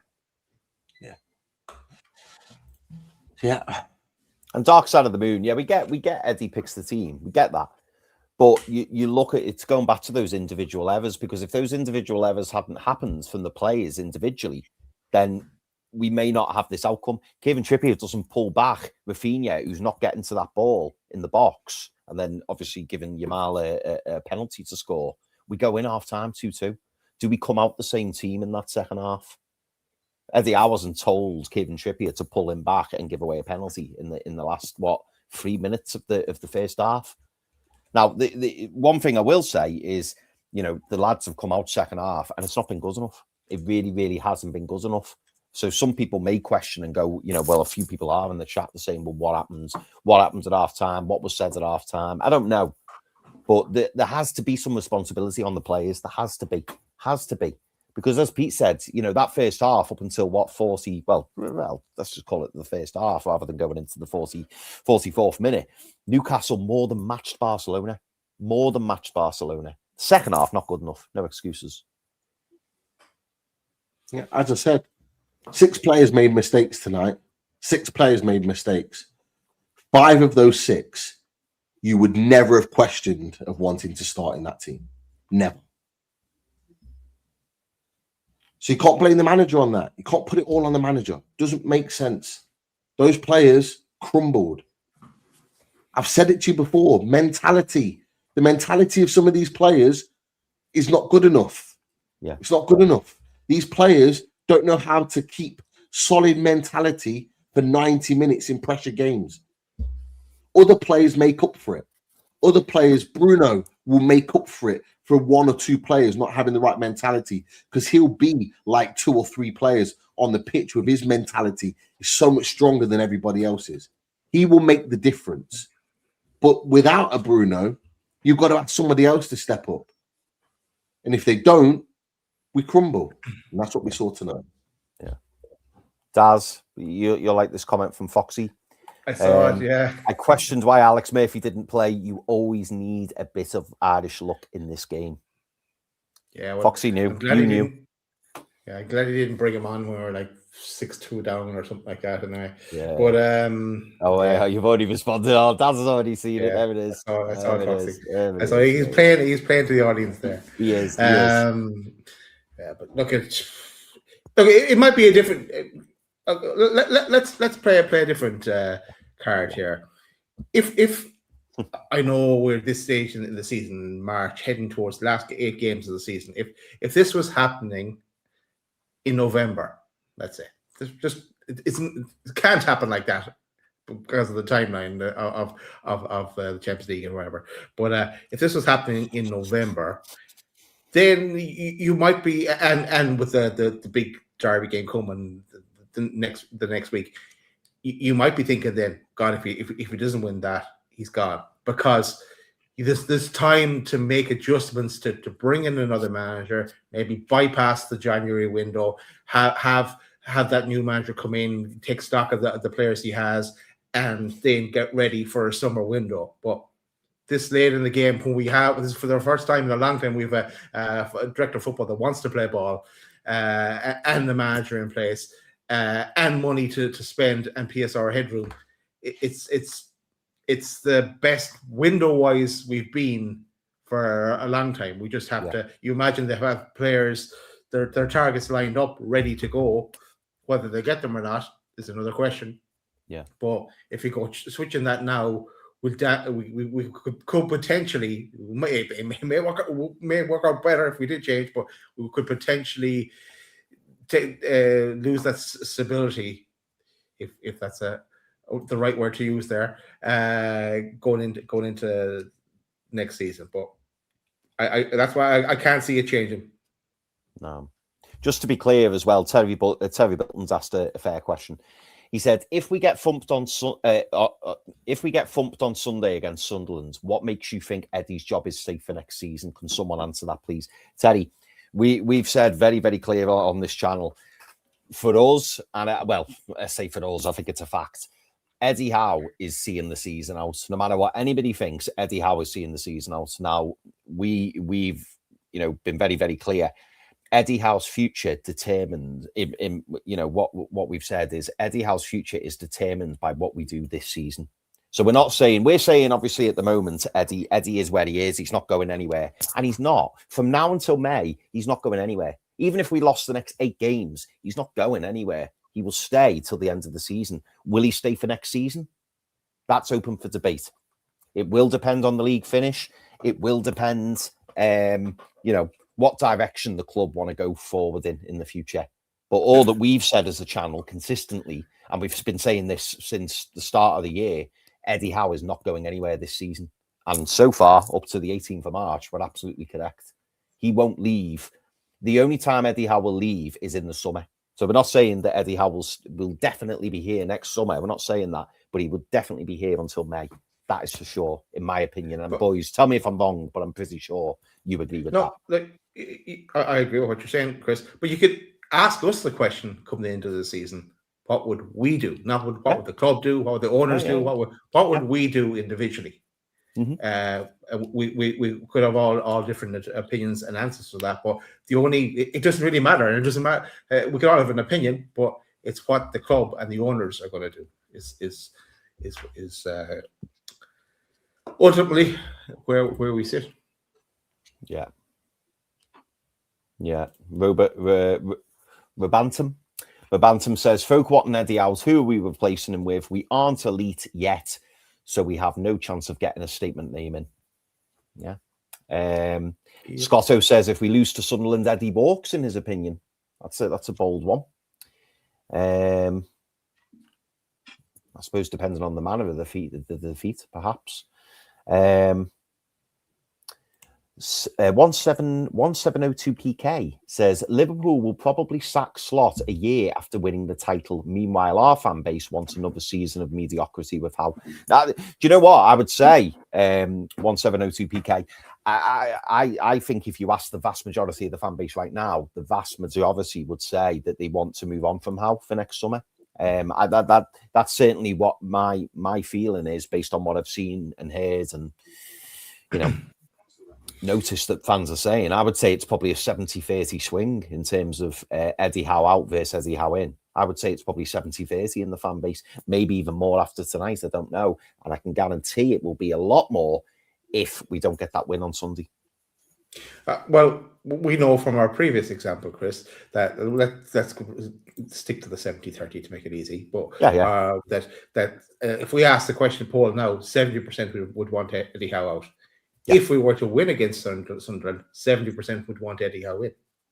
The same subset of people. That's the kind of answers we're getting from the previous times we've done polls. Yeah.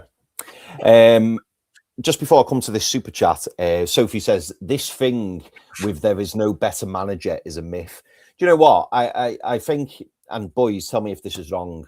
What I've always, because I've always said that, Sophie, but what I've meant by that is no manager worth their salt would come into the club at this point in the season. They just wouldn't. They wouldn't. You'd end up look at the clubs this season who've sacked the manager. Man United have got Michael Carrick. Chelsea have got Liam Messina.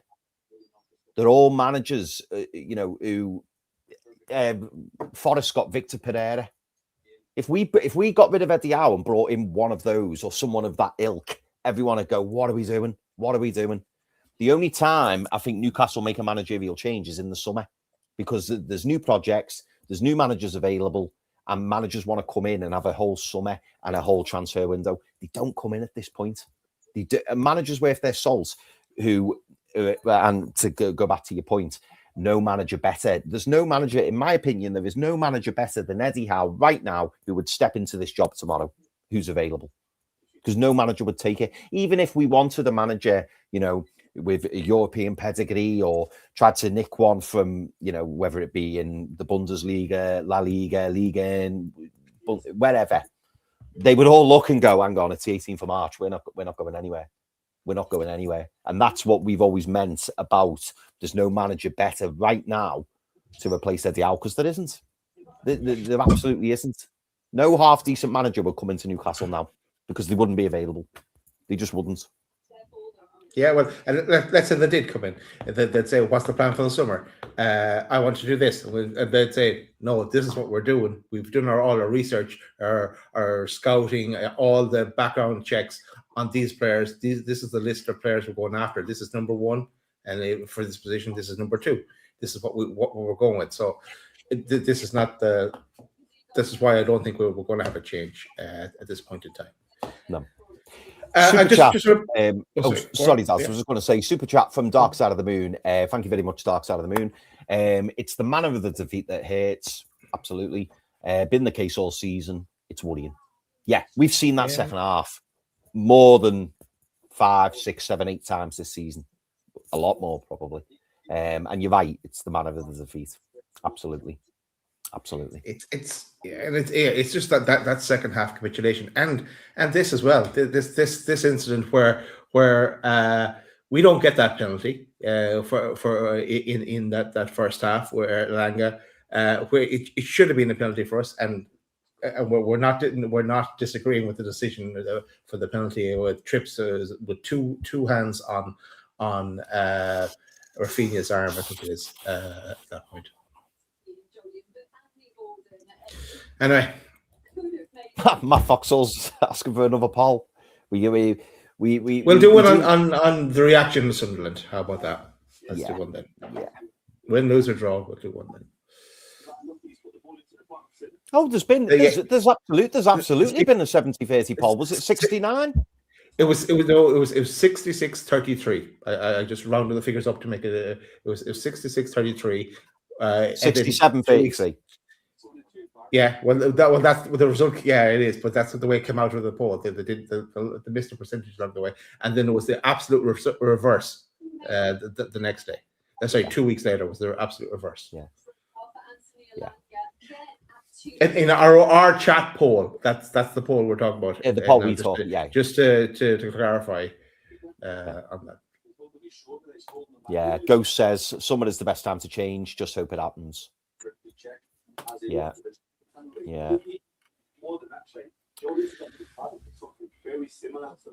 Right, I think we start wrapping up, boys. Yeah, I think so. Oh, sorry, we've got another super chat. Wag CWB. Thank you so much for the super chat, mate. We have only 2 players at Champions League level, Bruno and Hall. I would add Sandro Tonali to that list. Maybe not at one point tonight, but yeah, I would add Sandro Tonali to that list. Do you know what? I'd probably add Tino Livramento to that list as well. When he's in full swing, and maybe you could add Anthony Gordon to that list. There's a few, but I take your point. I do take your point. It's another super chat as well, Chris. Another one from Dark Side of the Moon, and he says, "Oh, sorry, guys." It says Pete looks how I feel. Yeah, absolutely.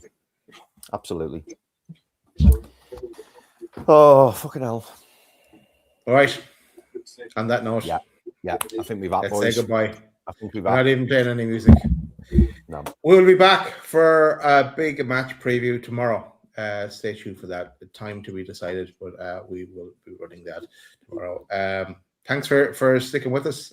Thanks to our watch-alongs in the Champions League as well. It was nice to try something different for a while. You never know what happened next season. Right. See you in the next one. Good night, Take care, everyone. everyone.